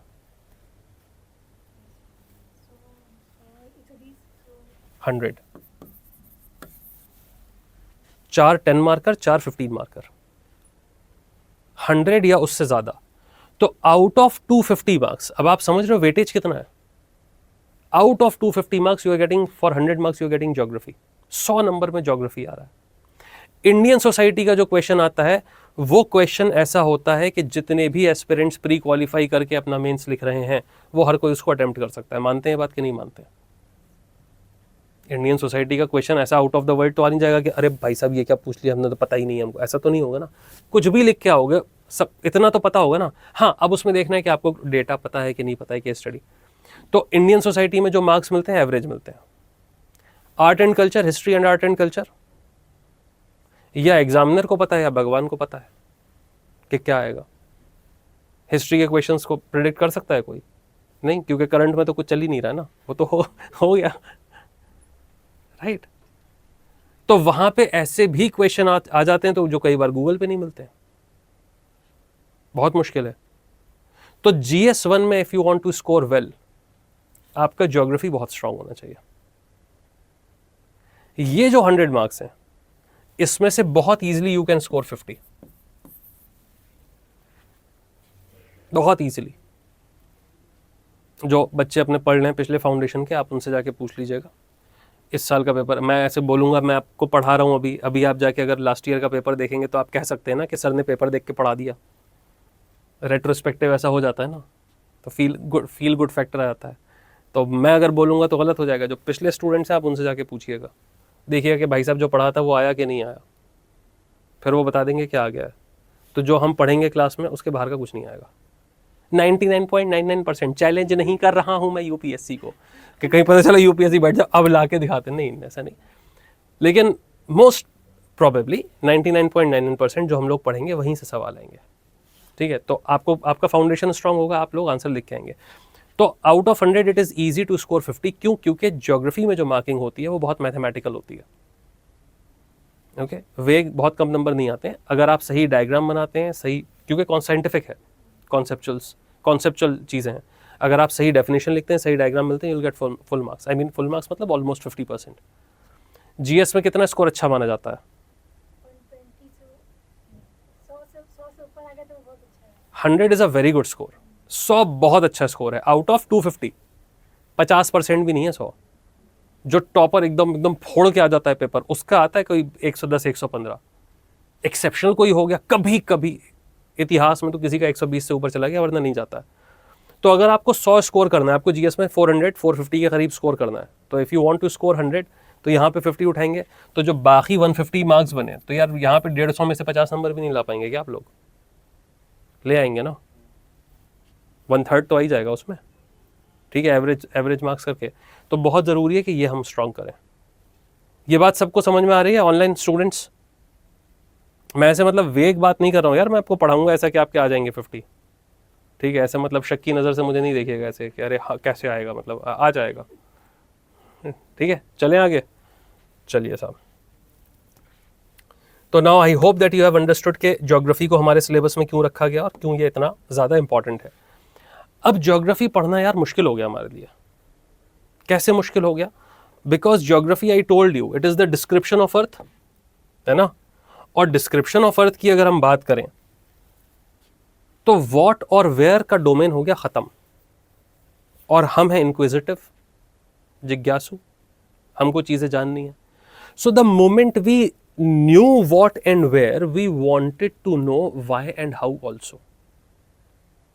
अब अर्थ, जब हम अर्थ के बारे में पढ़ते हैं तो ये अपने आप एक साइंटिफिक डोमेन में हम लोग एंटर कर रहे हैं। The moment you are entering into why and how, you are entering into science.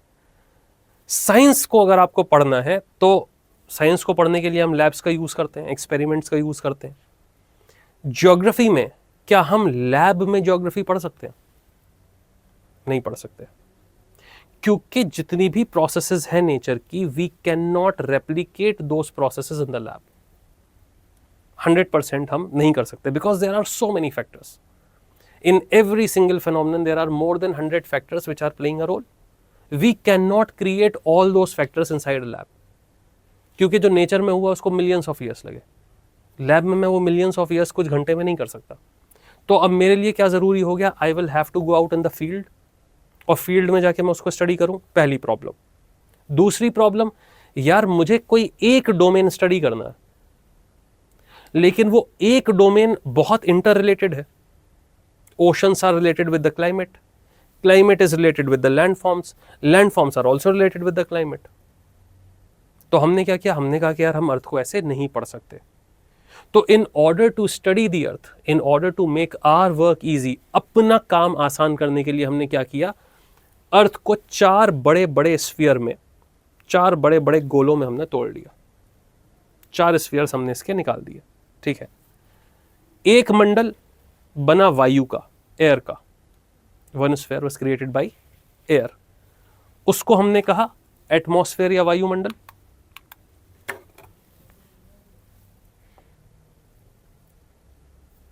ठीक है।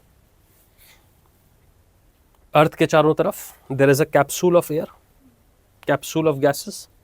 एयर क्या होती है, इसकी करेक्ट डेफिनेशन जब मैं क्लाइमेटोलॉजी पढ़ेंगे हम लोग, तब मैं आपको बताऊंगा। अभी मान लीजिए गैसेस का मिक्सचर है, एयर के चारों, अर्थ के चारों तरफ है, तो उसको स्टडी करने के लिए हमने उसको बोला एटमॉस्फेयर। तो ये स्टडी अलग हो गई। जो साइंस एटमॉस्फेयर को स्टडी करती है उसको हमने नाम दिया क्लाइमेटोलॉजी। ठीक है, that is called, in English it is called climatology, और हिंदी में उसको क्या कहते हैं? वायु विज्ञान कहते हैं। जलवायु विज्ञान यहाँ पे लिखा गया है, लेकिन वायु विज्ञान बोलते हैं उसको। ठीक है, क्लाइमेटोलॉजी या वायु विज्ञान। दूसरा स्फीयर जो बना, अच्छा जिंदा रहने के लिए बहुत ज़रूरी है एटमॉस्फेयर। भाई अगर हमको खाना ना मिले, कुछ दिन के लिए हम जिंदा रह सकते हैं। कितने दिन के लिए? 3 दिन, 10 से 11 दिन तक जिंदा रह सकते हैं, डिपेंडिंग कि हमारे पास कितनी चर्बी है। जिसके पास फैट ज़्यादा है, जो 6 पैक की जगह फैमिली पैक लेके घूम रहा है, वो 11 दिन तक जिंदा रह सकता है, क्योंकि फैट डिजॉल्व होगा, एनर्जी मिलती जाएगी। और कुछ कम दिन में भी, जिनके पास फैट बिल्कुल नहीं है, ठीक है, जो बॉडी बिल्डर टाइप के लोग होते हैं, जिनकी नसें फाड़ के बाहर आ रही होती हैं, वो उतना लंबा सर्वाइव नहीं कर पाएंगे। पानी अगर नहीं मिला तो 3 दिन। 3 दिन अगर पानी नहीं मिलता किसी इंसान को तो बॉडी एक्यूटली डिहाइड्रेट करेगी, 3 दिन में चला जाएगा। लेकिन अगर हवा नहीं मिली, 2 सेकंड नहीं, 1 मिनट, जितनी कैपेसिटी है भाई, बहुत खींच तान के आम आदमी को अगर देखा जाए तो 2 से 3 मिनट, 2 से 3 मिनट में चक्कर आ जाएगा, ऑक्सीजन नहीं मिलेगी दिमाग को, ब्रेन फॉग होगा, चले जाएंगे। वो लॉक कर लेते हैं ना एथलीट्स, देखा है MMA में, मिक्स्ड मार्शल आर्ट में फाइट करते हैं तो लॉक चोक कर लेते हैं ना गले में से, है ना, और चक्कर आता है, फिर टैप करते हैं कि भाई छोड़ दे भाई, तारे दिख गए टेढ़े। तो भाई अगर ऑक्सीजन नहीं गई तो ख़त्म। तो this is how important atmosphere is. Atmosphere के बिना लाइफ एग्जिस्ट नहीं कर सकती। बहुत सारे रोल्स जो हैं एटमॉस्फेयर प्ले करता है, चाहे वो एटमॉस्फेरिक प्रेशर हो, चाहे वो गैसेस का ख़ास मिक्सचर हो जिसमें हम ब्रीद कर रहे हैं, तो उसकी क्या क्वालिटीज़ है वो हम बाद में पढ़ेंगे। देखो अर्थ को जब हम पढ़ते हैं ना, तो अर्थ अपने आप में एक मिरेकल है यार, है ना, एक बहुत बड़ा चमत्कार है अर्थ, बहुत बड़ा मिरेकल है। तो आप चाहे गॉड को मानते हो या नहीं मानते हो, आस्तिक हो या नास्तिक हो, या कहते हो कि हाँ कोई नेचुरल फोर्स है, कुछ भी है, आप इस बात को डिनाई नहीं कर सकते कि ये मिरेकल है। क्योंकि हर चीज आप देखेंगे, इतने सारे कोइंसिडेंसेस हो रहे हैं ना अर्थ के ऊपर, सारे कोइंसिडेंसेस सिर्फ इसलिए हैं कि लाइफ एग्जिस्ट कर सके। ये मिक्सचर हमको पूरे यूनिवर्स में कहीं और नहीं मिलता, ये वाला कॉकटेल। तो धीरे धीरे जैसे जैसे हम एक एक सेक्शन पढ़ेंगे, क्लाइमेटोलॉजी पढ़ेंगे, ओशनोग्राफी पढ़ेंगे, मैं आपको बताऊंगा कि किस किस तरीके से ये अर्थ के मिरेकल्स काम कर रहे हैं, जिससे कि आपको इन चीज़ों को रटना ना पड़े, आप इन चीज़ों को इंटरनलाइज कर लें, आपको चीज़ें दिखने लगें, आप अप्रिशिएट करने लगें नेचर को। जब आप नेचर को अप्रिशिएट करेंगे तब दिल से आपको दर्द होगा जब आप देखेंगे नेचर को बर्बाद किया जा रहा है। Okay, so this is climatology. जब हम क्लाइमेटोलॉजी पढ़ेंगे तो फोकस हमारा पूरा एटमॉस्फेयर रहेगा। फिर सॉलिड जो सरफेस है, सतह पे आ गए हम, तो अर्थ के सरफेस का जो सॉलिड क्रिस्टलाइन लेयर है उसको हम कहते हैं लिथोस्फेयर, क्योंकि हम एग्जिस्ट करते हैं उसके ऊपर, सारे फीचर्स, लैंडफॉर्म्स उसके ऊपर बनते हैं। हमको घर बनाना है, फैक्ट्री बनानी है, खाना उगाना है, हमको सब उसी के ऊपर करना है। तो जब हम सॉलिड हार्ड सरफेस को स्टडी करते हैं तो उसको हम कहते हैं लिथोस्फेयर, आउटर सरफेस। तो ये दूसरा स्फीयर हो गया हमारा। तीसरा स्फीयर हमने देखा कि साहब अर्थ को हम ब्लू प्लैनेट भी कहते हैं। क्यों कहते हैं? क्योंकि अर्थ के ऊपर लिक्विड वाटर है। Earth has got liquid water. क्या सिर्फ अर्थ के पास ही पानी है?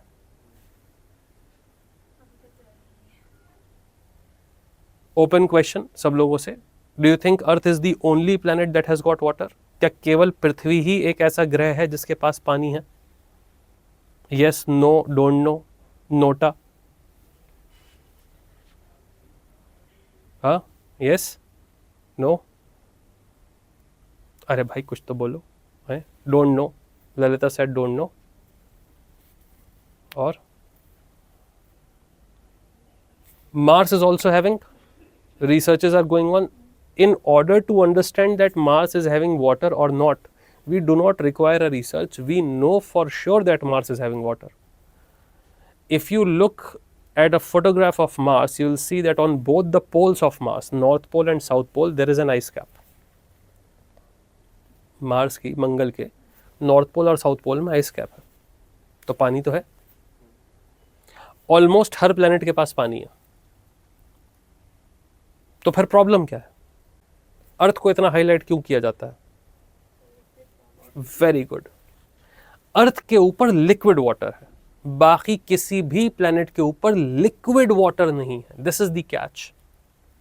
पानी अगर गैसियस फॉर्म में हो, सॉलिड फॉर्म में हो, तो उसमें लाइफ नहीं होती।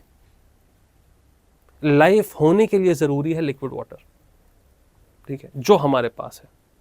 इसलिए हमारा एक नया स्फीयर क्रिएट हो जाता है, ओशंस, हाइड्रोस्फीयर, स्फीयर जिसके अंदर पानी है। So the study of this hydrosphere is called oceanography, जहां पे हम अर्थ के जो ओशंस हैं, जो महासागर हैं, उसके बारे में स्टडी करते हैं। तो 3 स्फीयर हो गए, ठीक है। इन तीनों को हमने अलग अलग स्टडी किया। तीनों हमारे, ये 3 फिजिकल ज्योग्राफी के डिफरेंट चैप्टर्स हो गए। अब जिस पॉइंट पे ये तीनों मिलते हैं, वो मिक्सचर जनरेट करता है लाइफ, ठीक है। तो एक छोटे से स्फीयर में जिसमें लाइफ एग्जिस्ट करती है, वहां पे हमारा 4th स्फीयर बनता है, which is called biosphere, the sphere of life. और ये स्फीयर ऑफ लाइफ कितना बड़ा है? अगर हम जमीन के नीचे देखें, लिथोस्फीयर के नीचे देखें, तो कुछ मीटर, जहां तक पेड़ की रूट्स पेनेट्रेट कर सकती हैं, वहां तक हमको लाइफ मिलेगी। कुछ इंसेक्ट्स मिलेंगे, कुछ लिविंग ऑर्गेनिजम्स मिलेंगे, उसके बियॉन्ड नहीं, वहां तक बायोस्फीयर। पानी में अगर हम देखें तो जो ओशंस की टॉप लेयर है जहां पे लाइट पेनिट्रेट करती है और उसके नीचे का कुछ हिस्सा, देखो पानी में लाइफ तो मिलती है नीचे तक, लेकिन हम देखते हैं सबसे ज्यादा डेंसिटी कहां पे है, तो टॉप लेयर, तो फ्यू किलोमीटर्स इन ओशन, वहां पे हमारी लाइफ एग्जिस्ट कर रही है। हवा में अगर हम देखें, एटमॉस्फेयर में फ्यू किलोमीटर्स इन एटमॉस्फेयर, जितना हम ऊपर जाएंगे एटमॉस्फेयर की डेंसिटी कम होती जाएगी, लाइफ का होना पॉसिबल नहीं होगा। तो कुछ किलोमीटर, 1-2 किलोमीटर तक चिड़िया उड़ सकती है, नॉर्मल बर्ड्स जो हैं उड़ सकती हैं। कुछ खास बर्ड्स होती हैं जो बहुत हाई उड़ती हैं, उन एक्सेप्शंस को अगर छोड़ दिया जाए तो 1 से 2 किलोमीटर तक एटमॉस्फेयर में लाइफ हो सकती है, नॉर्मल जो बर्ड होती है वो हो सकती है। तो ये जो लेयर बनी आपकी, ये हुआ biosphere.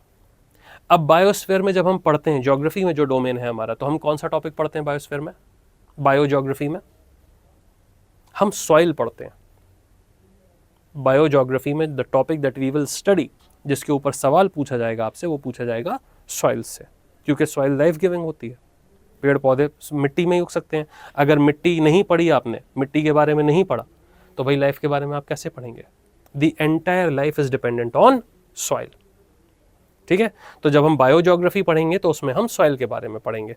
Is this point clear to everyone कि क्यों हमने 4 स्फीयर्स में डिवाइड किया? यस, इन चारों स्फीयर को जब हम एक साथ पढ़ते हैं तो उसको हम कहते हैं अप्लाइड ज्योग्राफी। जब हम देखेंगे क्लाइमेट का इंपैक्ट ओशंस पे, जैसे there is a phenomenon called El Nino and La Nina, बहुत सुना होगा आप लोगों ने नाम, El Nino La Nina. El Nino La Nina applied है।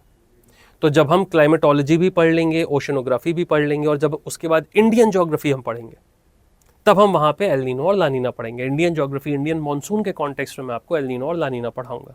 ठीक है, तो हमारे सिलेबस में पॉइंट था salient features of world physical geography, लेकिन अगर हम प्रीलिम्स को देखें तो प्रीलिम्स में इंडियन ज्योग्राफी पे भी सवाल आता है, मेंस में भी इंडियन ज्योग्राफी पे सवाल आता है। तो जब हम कहते हैं salient features of world physical geography, तो India is also part of the world. हम क्योंकि इंडिया में रह रहे हैं, तो ये जितने भी फेनोमेनन हम पढ़ रहे हैं, we have to understand all these phenomenons in the context of India. Bharat के कॉन्टेक्स्ट में ये सारे टॉपिक्स हमको पता होने चाहिए, इसलिए हम पढ़ते हैं। कोई शक, कोई सवाल? तो हम इसके साथ साथ जब फिजिकल ज्योग्राफी कंप्लीट होगा तो next topic that we will be studying is Indian geography. तो पहली जो एनसीईआरटी हम कवर करेंगे वो करेंगे fundamentals of world physical geography, class 11th की एनसीईआरटी। उसमें मैं वहां से आपको लेके चलूंगा उतनी डेप्थ से कि 6, 7, 8 सब कवर हो जाएगा। ठीक है, और उसके बाद जो एनसीईआरटी हम पढ़ेंगे वो इंडियन ज्योग्राफी की एनसीईआरटी पढ़ेंगे। ओके, तो world geography then Indian geography. अब हम यहां पे एक छोटा सा कॉन्सेप्ट मैं आपको बताना चाहता हूं कि ज्योग्राफी पढ़ते कैसे हैं, ज्योग्राफी पढ़ने का सही तरीका क्या है। ज्योग्राफी को हम स्केल्स के थ्रू पढ़ते हैं। जैसे जब आप एनसीईआरटी देखेंगे तो एनसीईआरटी में एक चीज, एक टर्म यूज हुआ है, आगे शायद मैंने लिखा होगा सिस्टम।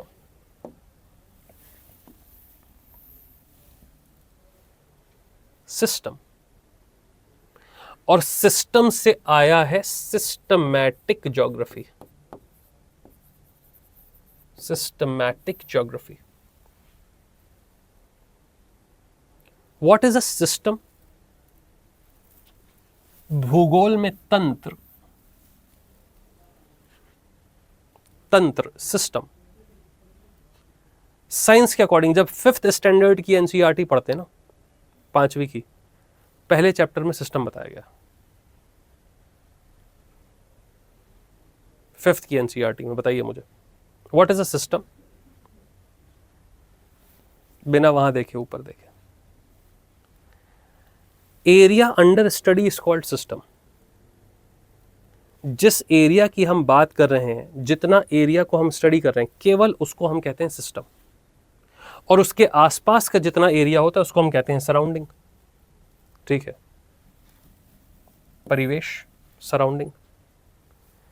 तो हमने क्यों कहा सिस्टम? क्योंकि ज्योग्राफी में अगर हमको पढ़ना है तो हमको अपने आप को लिमिट करना पड़ेगा कि this is the topic that I want to study. ठीक है, आज मैं आपको कोई टॉपिक नहीं पढ़ा रहा हूं, आज मैं सिर्फ आपको बता रहा हूं कि हम ज्योग्राफी को अप्रोच कैसे करेंगे। टॉपिक्स हम लोग पढ़ेंगे नेक्स्ट क्लास से। ठीक है, सिर्फ इंट्रोडक्शन। तो सिस्टम में हमने क्या कहा, मैंने कहा कि यार फोल्डिंग माउंटेन रेंजेस मुझे पढ़नी है कि फोल्डिंग माउंटेन रेंजेस बनी कैसे। अब फोल्डिंग माउंटेन रेंज, कोई भी पर्वत श्रृंखला हो, कोई भी माउंटेन रेंज हो, वो एक फिजिकल फीचर है ना यार, लेकिन वो एक फिजिकल फीचर अर्थ से इंडिपेंडेंट तो नहीं है भाई। ये जो माउंटेन है, लेट्स से मैंने कहा कि यार ये एक माउंटेन है, इस माउंटेन के आगे प्लेन भी होगा, मैदान भी होगा, इस माउंटेन के जो सेडिमेंट्स हैं वो इस मैदान में जा रहे होंगे, सेडिमेंटेशन हो रहा होगा और प्लेन बन रहा होगा। It means this plain and this mountain they are interconnected. इस प्लेन से जो विंड माउंटेन की तरफ आएगी वो ऊपर जाएगी, यहां पे बादल बनेगा और यहां बारिश हो जाएगी। तो if this mountain is receiving rainfall, उसमें भी ये प्लेन रोल प्ले कर रहा है, माउंटेन रोल प्ले कर रहा है, विंड रोल प्ले कर रही है ना। It means all these things are interconnected, but can I study all these things together? No, मैं इन सबको इकट्ठा नहीं पढ़ सकता, एक साथ नहीं पढ़ सकता। तो मैंने क्या किया, मैंने कहा कि यार मैं सिस्टम बनाऊंगा, मैं सिर्फ एक चीज पढ़ूंगा, एरिया अंडर स्टडी। मैंने कहा यार मुझे सिर्फ माउंटेन पढ़ना। अब मुझे नहीं मतलब कि इस प्लेन में सेडिमेंट कहां से आया, मुझे नहीं मतलब इसके ऊपर बारिश हो रही है नहीं हो रही है, मुझे इससे कोई मतलब नहीं है। What I need to understand is that how this mountain has been created, how this mountain has been formed. तो मैंने पढ़ा कि साहब प्लेट टेक्टोनिक्स जैसी कोई चीज़ होती है। अभी आपको नहीं पता प्लेट टेक्टोनिक्स क्या होता है, आपने तो नहीं पढ़ा, मैंने तो नहीं पढ़ाया। जो चीज़ मैंने नहीं पढ़ाई आपको नहीं पता, ठीक है, नल एंड वॉइड। ठीक है भाइयों, आप लोगों को भी बता रहा हूँ मैं, ठीक है। What ever I have not taught you, you do not know about that. Wrong information is worse than no information. Okay, so I'm assuming that you don't know anything. So there is something which is called plate tectonics. तो वो हुई और ये mountain बन गया. Now in that entire process, I'm not considering this rainfall, I'm not considering this plane. मेरा focus केवल उसी चीज पे होगा जो मेरे सिस्टम में स्टडी कर रहा हूं मैं। अब ये सिस्टम जो है, इसका स्केल कैसे होगा, मैं कैसे डिसाइड करूं कि यार मेरा सिस्टम क्या। तो मैंने कहा कि हम इसको अलग अलग स्केल्स पे देखते हैं। स्केल मतलब स्केल्स मापनी, ठीक है, हिंदी में इसको कहते हैं मापनी, कि इसको माप कैसे रहे हम, ठीक है। तो फिजिकल ज्योग्राफी में स्केल्स, पहला स्केल मैंने देखा ग्लोबल स्केल, वैश्विक मापनी। वैश्विक मापनी या ग्लोबल स्केल का मतलब यह है कि दिस इज द ग्लोब, अगर ये ग्लोब है, विश्व है, तो मैं इस ग्लोब को कहां से देख रहा हूं, मैं कहीं बाहर स्पेस से अपनी अर्थ को देख रहा हूं, ठीक है। जो मेरा वेंटेज पॉइंट है, जहां से मैं देख रहा हूं, वो अर्थ के बाहर है। अब अगर अर्थ के बाहर मैं कहीं स्पेस में खड़े होकर अर्थ को देख रहा हूं, तो मुझे अर्थ पूरी दिख रही है, ठीक है, मेरे सामने पूरी अर्थ घूम रही है। अब अगर मुझे पूरी अर्थ दिख रही है, तो मैं वो फिनोमिनन सबसे पहले स्टडी करूंगा जो ग्लोबल होगा, जो हर जगह एक जैसा होगा। इसीलिए आप देखिए कि हर चैप्टर जो स्टार्ट होता है, हर टॉपिक, सब्जेक्ट, चाहे वो क्लाइमेटोलॉजी हो, जियोमॉर्फोलॉजी हो, ओशनोग्राफी हो, वो ग्लोबल स्केल से स्टार्ट होता है। क्लाइमेटोलॉजी में what is the first unit that we study, first topic that we study, atmosphere. Atmosphere पढ़ते हैं ना, एटमॉस्फेरिक लेयर्स पढ़ते हैं कि नहीं पढ़ते हैं, पढ़ेंगे आप लोग आगे जाके। तो एटमॉस्फेरिक लेयर जैसे पोल में है, वैसे इक्वेटर में, जैसी इक्वेटर में भूमध्य रेखा के ऊपर जैसी एटमॉस्फेयर की लेयर्स हैं, उसी प्रकार की एटमॉस्फेयर की लेयर्स ध्रुवों पे हैं, पोल्स पे हैं। तो मैं ऐसा थोड़ी कह सकता हूं कि नहीं नॉर्थ पोल के ऊपर सिर्फ 3 ही लेयर मिलेंगी और इक्वेटर के ऊपर 7.5, नहीं होगा ना, ऐसा सेम है। तो हमने क्या किया ग्लोबल स्केल में। If I am speaking about geomorphology, तो जियोमॉर्फोलॉजी में अगर मैं ग्लोबल स्केल में पढ़ूं, तो मैं कौन सा टॉपिक पढ़ूंगा सबसे पहले, internal structure of the earth. Internal structure of the earth global scale में हो गया भाई। मैं कहीं से भी अर्थ को देखूं, मैं कहीं से भी अर्थ को स्लाइस करूं, सरफेस से लेके सेंटर तक आई will have the same structure, right. उसके बाद हम थोड़ा सा अर्थ के नजदीक आते हैं। जितना आप किसी चीज के नजदीक आते जाएंगे, आपका विजन उतना रेस्ट्रिक्ट होता जाएगा। जितना किसी चीज के नजदीक आओ, नहीं दिखेगा। दूर से मुझे हाथ दिख रहा है, यहां पे कर दूं तो नहीं दिखेगा। तो हम थोड़ा और नजदीक आए। जब हम नजदीक आए तो हमने देखा कि यार next scale that I am able to see is continental scale. अब मुझे कुछ फिनोमिनन एक एक जगह में देखने को मिल रहे हैं, वो हुआ कॉन्टिनेंटल स्केल। जैसे अगर मैंने क्लाइमेटोलॉजी की बात करी तो मैंने बात करी प्रेशर बेल्ट्स की, कि अलग अलग जगह पे दाब के जो बेल्ट्स बन रहे हैं, प्रेशर के जो बेल्ट्स बन रहे हैं वो अलग अलग हैं, है ना।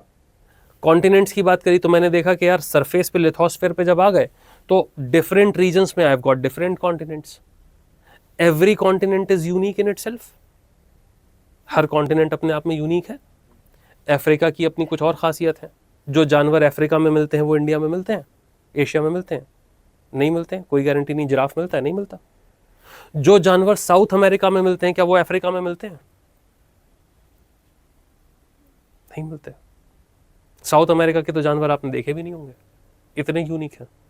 देखें आपने कोई एक साउथ अमेरिका के जानवर का नाम बताओ मुझे।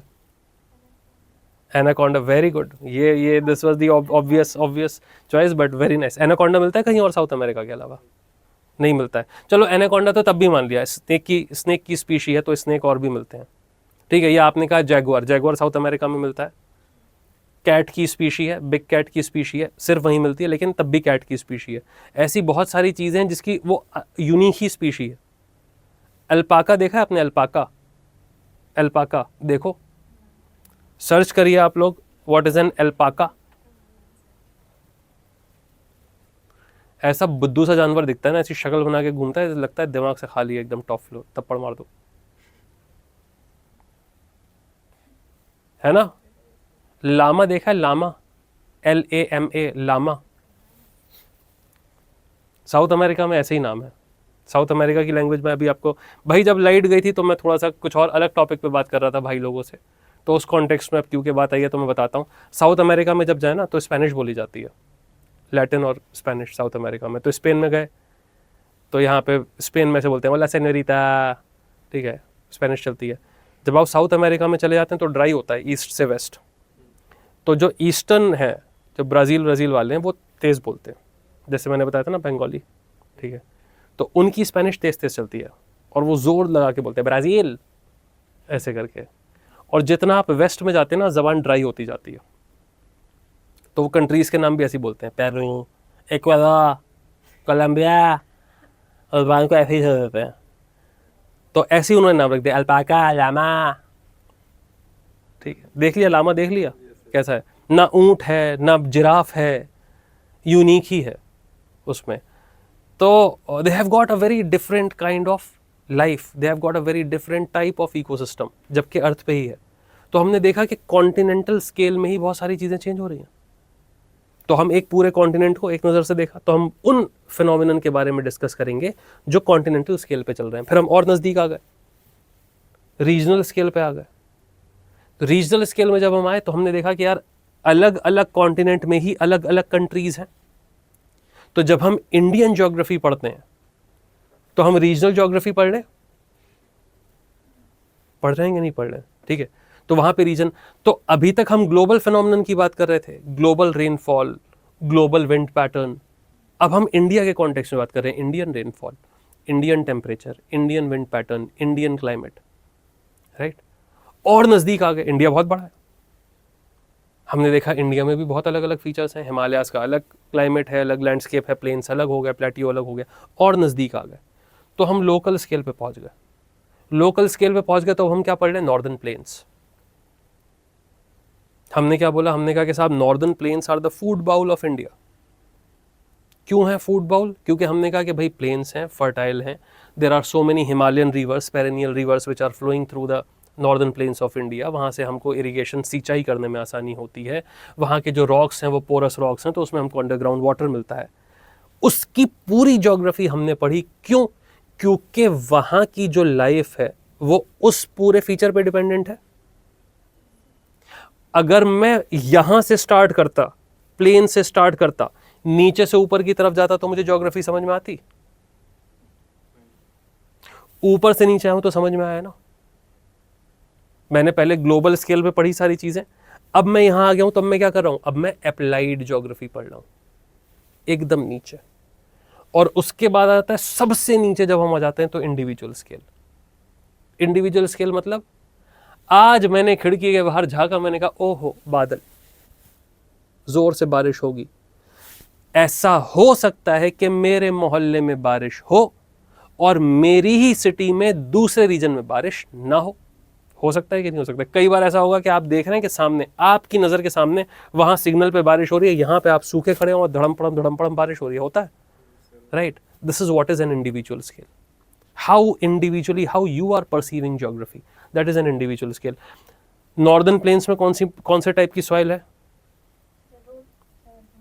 हाँ बिल्कुल सही, एलुवियल सॉइल है, जरोड़ मिट्टी है. तो ये जो एलुवियल सॉइल है सब जगह एक जैसी है. अगर सब जगह एक जैसी है तो सारे खेत की जो फर्टिलिटी होनी चाहिए थी वो सेम होनी चाहिए थी. If it is the same soil, अगर वो जलोढ़ ही है, एलुवियल सॉइल है, तो हर जगह उसकी जो उर्वरकता थी वो सेम होनी चाहिए थी, जो फर्टिलिटी थी वो सेम होनी चाहिए थी. But is this true? या if I talk about black soil, कि साहब महाराष्ट्र रीजन में ब्लैक सॉइल है, the entire black soil, if I talk about the entire black soil, is the fertility same for the entire black soil? No. आपके खेत की अलग होगी, मेरे खेत की अलग होगी, है. इसी वजह से government of India started A scheme called soil health card. Bharat सरकार ने एक स्कीम स्टार्ट करी जिसका नाम है soil health card. Soil health card क्या होता है? एक्सपर्ट आता है, वो सॉइल सैंपल लेता है आपके खेत से. उसने सॉइल सैंपल लिया, लैब में दैट सॉइल इज टेस्टेड, और उसके टेस्ट करने के बाद वो आपको बताते हैं, एक हेल्थ कार्ड देते हैं वो, कि साहब इतना % नाइट्रोजन, इतना % फॉस्फेट, इतना % पोटेशियम, इतना % आयरन, इतना % magnesium, all these things are there in your soil. And based on this report card, अब वो आपको बताते हैं कि साहब आपको अपने खेत में कौन सी फसल उगानी चाहिए. Smart no? तो अगर सारी मिट्टी एक जैसी होती तो मुझे सॉइल हेल्थ कार्ड की जरूरत ही नहीं थी. It means that on an individual scale the geography is changing. My soil can be different from your soil. I can have rainfall in my region, you might not have rainfall in your region, right? तो इंसान पे, आप पे जो असर पड़ता है वो इस चीज का पड़ता है. But this is directly linked with the global scale. यहां पे जो बदतमीजियां मैं कर रहा हूं उसी की वजह से यहां पे ग्लोबल वार्मिंग हो रही है. ग्लोबल ही है ना वार्मिंग, इंडिविजुअल तो नहीं है ना, कि हम चल रहे हैं सर हमें बहुत गर्मी लग रही है, सभी को लग रही है भाई, right? So the global warming is a global phenomenon. How?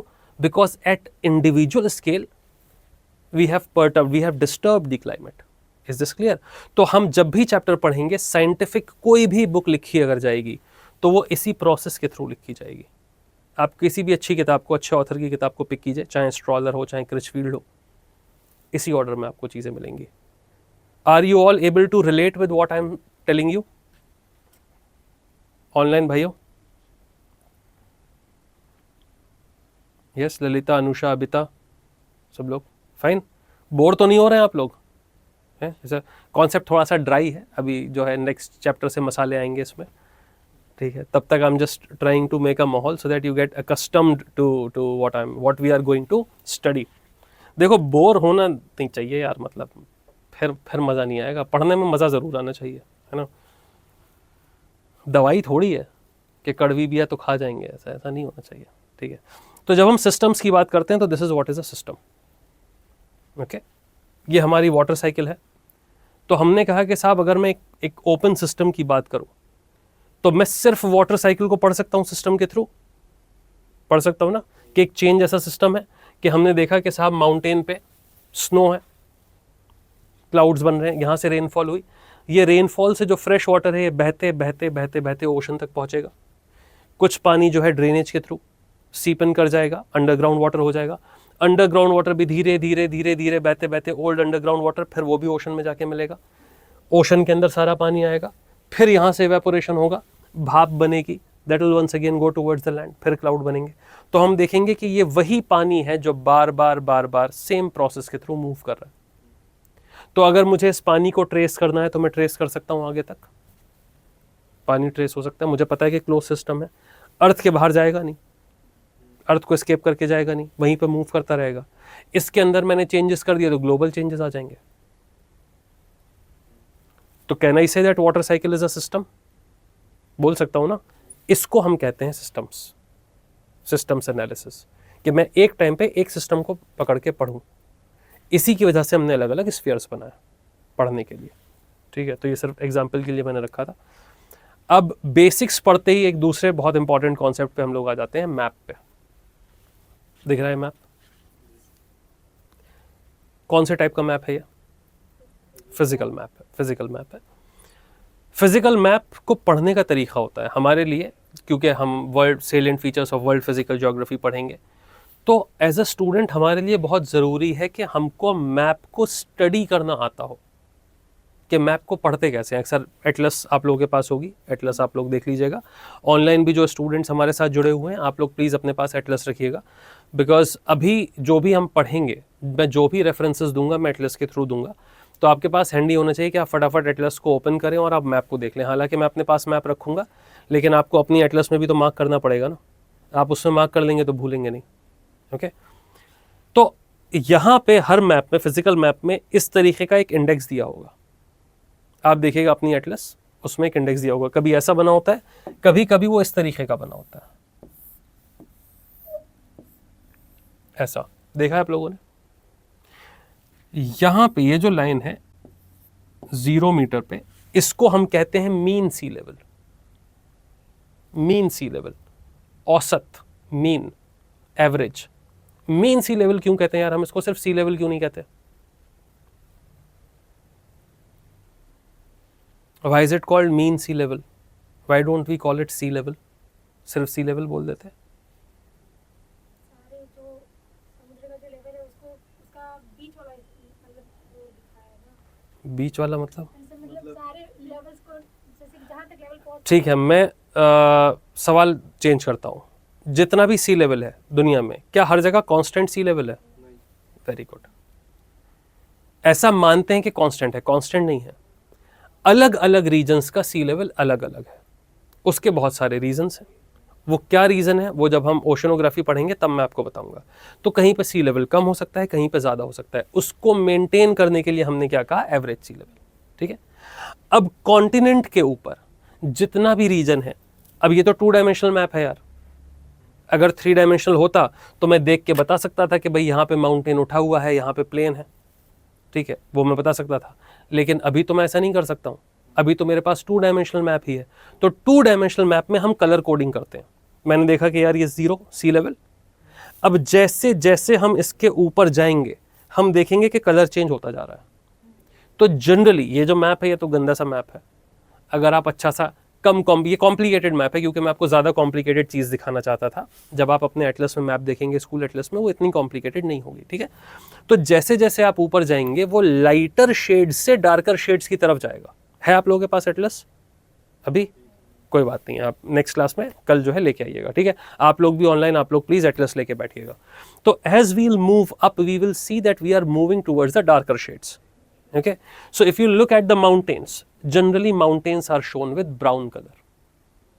ठीक है, यहाँ पे ब्राउन पहुँचे और एकदम ये, मैं कलर ब्लाइंड हूँ, मुझे नहीं पता है बहुत सारे कलर क्या होते हैं. ठीक है, लड़कों को वैसे ही कलर कम दिखते हैं. जितने स्केच पेन होते हैं हमको उतने ही कलर दिखते हैं. है नहीं पता होगा, ये मैजेंटा वायलेट कुछ ऐसा सा है पता है ना.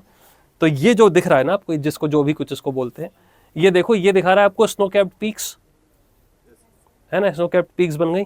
तो just by looking at this 2 dimensional map हम कलर कोडिंग को देख के बता सकते हैं कि एलिवेटेड एरिया कौन सा है और फ्लैट एरिया कौन सा है, बता सकते हैं.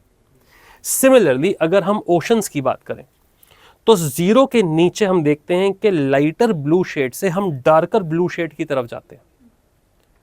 तो एक जो एकदम ऑलमोस्ट व्हाइट कलर आपको दिख रहा है, एकदम लाइट ब्लू, इसका मतलब यहाँ पे जो पानी की डेप्थ है वो कम है, गहराई कम है. ये आपको कॉन्टिनेंटल शेल्फ दिख रहा है इंडिया के साइड में. जितना हम ओपन ओशन की तरफ जाते जा रहे हैं पानी का कलर उतना ही डार्क होता चला जा रहा है. तो जब आप वर्ल्ड मैप को देखेंगे, कल लेके आइएगा, कल हम लोग मैप देखेंगे बैठ के. जब आप वर्ल्ड मैप को देखेंगे तो आपको इस बात का अंदाजा हो जाएगा कि कहाँ पे गहरा पानी है, कहाँ पे शैलो पानी है. तो मैं अंदर के फीचर्स बता सकता हूँ 2 डायमेंशनल मैप पे. यहाँ पे भी देख के मैं फीचर समझ सकता हूँ. ठीक.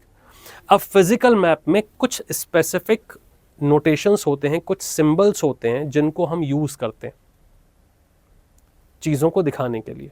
ठीक है। तो जब आप मैप बनाएंगे, language of geography is diagrams and maps, ठीक है। अगर आपको अच्छा स्कोर करना है, जो मैंने कहा कि 100 में से आउट ऑफ 100 50 स्कोर करना है, 55 स्कोर करना है, तो आंसर्स में हमको डायग्राम्स और मैप्स बनाने होंगे। जितने भी डायग्राम्स और मैप्स हैं मैं आपको बोर्ड पे बना के दिखाऊंगा, ठीक है। वो आपको अपने नोट्स में लेने होंगे, क्योंकि बुक्स में सब कुछ नहीं है। और अगर मैं सिर्फ स्लाइड्स के थ्रू आपको सारी चीज़ें दिखा दूंगा तो फिर मेरे होने का फ़ायदा क्या? फिर तो किताब में ही दिख जाएंगे, है ना भाई। मुझे अपनी भी तो यूटिलिटी बतानी है ना भाई। तो मैं जो डायग्राम्स बनाऊंगा वो आप नोट से बनाइए, वही आपको एग्जाम में जाके बनाने हैं। ओके, तो यहाँ पे कुछ कार्टोग्राफिक सिंबल्स होते हैं मैप में। जब भी हम डायग्राम बनाएंगे या मैप बनाएंगे, ड्रॉ करेंगे, उसमें ज़रूरी है कि हमको ये कार्टोग्राफिक सिंबल्स पता हो। सारे नहीं, लेकिन कुछ बेसिक। जैसे अगर माउंटेन बनाना है, मैप के ऊपर आपको माउंटेन दिखाना है, तो कैसे दिखाएंगे? क्या सिंबल होता है माउंटेन का, कोई बता सकता है? ट्राइंगल होता है, सॉलिड ट्राइंगल होता है, ठीक है, सॉलिड ट्राइंगल होता है। माउंटेन रेंज बनाते तो कैसे बनाते हैं? सीधी सीधी लाइन बनाते हैं ऐसे करके, ठीक। कोई अगर माउंटेन पास बनाना है, माउंटेन पासेस होते हैं। माउंटेन पासेस क्या होते हैं? जब ज्योमॉर्फोलॉजी आगे पढ़ेंगे तो मैं बताऊंगा। तो वो ऐसे आउटर ब्रैकेट के जैसा बनाते हैं। अब यहां पे आप ये काम भी कर सकते हैं कि आपने को माउंटेन लिखना है, माउंट एवरेस्ट, आपने ऐसा डॉट बनाया, लिख दिया माउंट एवरेस्ट। कोई पास बताना है या कोई ग्लेशियर बनाना है, आपने ऐसे किया और लिख दिया सियाचिन ग्लेशियर या रेमो पास या जलेपला या नाथुला। आपको पास बनाना है, आपने ये किया और नाथुला लिख दिया। नंबर नहीं कटेगा आपका, नंबर नहीं कटेगा। लेकिन अगर आप ऐसे बनाएंगे तो एग्जामिनर को यह समझ में आएगा कि आप वेल रेड स्टूडेंट हैं, पढ़े लिखे स्टूडेंट हैं, राइट। तो हम, आपका मेन एम है क्या आंसर लिखने का? नंबर लेना, एग्जामिनर को इंप्रेस करना। जिस भी चीज से एग्जामिनर खुश हो सकता है हम वो काम करेंगे भाई। हमको एग्जामिनर का दिल जीतना है, क्योंकि मेंस में हम बुलेट नहीं भर सकते भाई। प्रीलिम्स में तो आपने बुलेट फिल किए, that is an objective activity. Objective activity में ऑब्जेक्टिविटी है, आंसर शीट गई मशीन के अंदर, मशीन ने बता दिया। लेकिन जहां कहीं पे भी डिस्क्रिप्टिव आंसर्स होंगे वहां पे ह्यूमन सब्जेक्टिविटी आएगी, आएगी कि नहीं आएगी, है ना। आप कितना ही कहें कि सर मैं तो एकदम ऑब्जेक्टिव, जो पॉइंट इसने लिखे हैं वही पॉइंट मैंने लिखे हैं, मेरे कम क्यों हैं, इसके ज्यादा क्यों नंबर है। सिर्फ पॉइंट्स का फर्क नहीं पड़ रहा है, आपकी हैंडराइटिंग का भी थोड़ा सा फर्क पड़ेगा, आपकी प्रेजेंटेशन का भी थोड़ा सा फर्क पड़ेगा। तो जब हम तैयार कर रहे हैं और अगर हमको रैंक 1 लानी है तो हमको अपनी प्रेजेंटेशन पे भी उतना ही काम करना है, और रैंक 1 से नीचे हमको बात ही नहीं करनी है ना। मैं इसमें मतलब ये नॉन कॉम्प्रोमाइजिंग चीज़ है। अपना नाम लिख के उसके आगे लिख दीजिए रैंक 1। 28 में एग्जाम दे रहे हैं तो रैंक 28 मतलब AIR 1 नाम के आगे, ठीक है भाई, कि भाई प्रियांशु 28 में दे रहे हैं ना, प्रियांशु AIR 1 2028। हाँ यार, मैनिफेस्टेशन बहुत ज़रूरी है भाई, करेंगे तो होगा। हम अपनी तरफ से पूरी कोशिश करेंगे, लेकिन रेस में आपको भागना है। ये जो ऑनलाइन क्लास देख रहे हैं बच्चे, उनको भी मैं बोलना चाहता हूँ कि भाई this is not my race. I will provide you everything that you need. I will provide all the facilities. But I need students जो भाग सकें, है ना। आप भागेंगे नहीं तो फिर कैसे होगा यार, ठीक है। तो आपकी तरफ से I need this complete honesty, फिर सारी चीज़ें हो जाएंगी। ये बात समझ में आ गई, ठीक है। तो हम जितने भी चीज़ें देखते हैं उस हर चीज़ का एक कार्टोग्राफिक सिंबल होता है। We will try to use the correct cartographic symbols whenever we are making these maps. बहुत ज़्यादा टाइम नहीं लगेगा उसमें, बहुत ज़्यादा टाइम खर्चा नहीं होता उसमें, ठीक है। जस्ट कॉन्शियस रहना होता है। जैसे एक फादर मेरे एक बड़ी अच्छी बात बोलते हैं, एब्सोल्युटली यार, this is your race and this is my race also. I want your success but I will not be running in it, ठीक है। फादर मेरे एक बड़ी सही बात बोलते थे, मतलब वो बात किसी और की कही गई है, उन्होंने मुझे बताई। उन्होंने कहा कि अगर किसी काम को किया जा सकता है तो अच्छे से भी किया जा सकता है। और ये बात मेरे दिल पे मतलब ऐसे बहुत लगी हुई है। तो I have made it a habit right from childhood कि मैं कोई भी काम करता हूँ ना तो मैं उसको वैसे करता हूँ जैसे उस चीज़ का एक्सपर्ट करता है, नहीं तो नहीं करता हूँ। और मुझे इरिटेशन भी बहुत होता है, मेरे सामने बैठ के कोई आड़ा तिरछा फल काट दे, मुझे बहुत गुस्सा आता है कि यहाँ साइड से काट रहे हो भाई, सेब काटने बीच से भी तो कट ही सकता है ना, कितना टाइम लगेगा यहाँ से काटने में और यहाँ से काटने में, लोग कहते हैं अरे खाना ही तो है पेट भर, अरे भाई खाना ही तो है तो फिर कितने की भी क्या ज़रूरत है।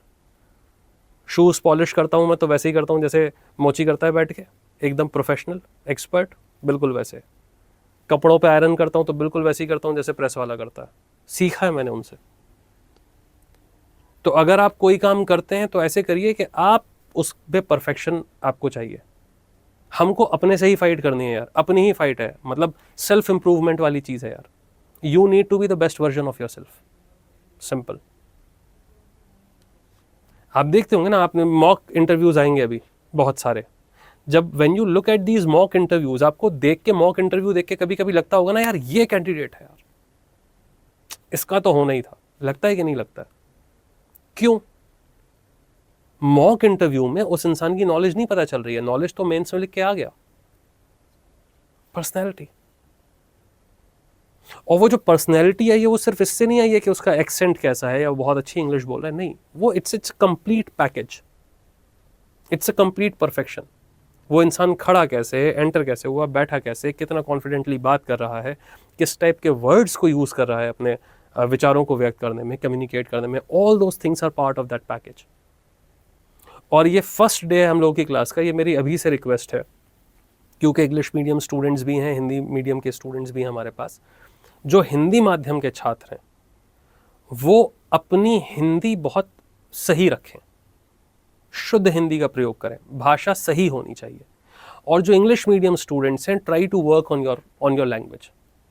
If you are not able to give the right expression in the answer sheet, how will you get marks? This is a subjective paper, okay?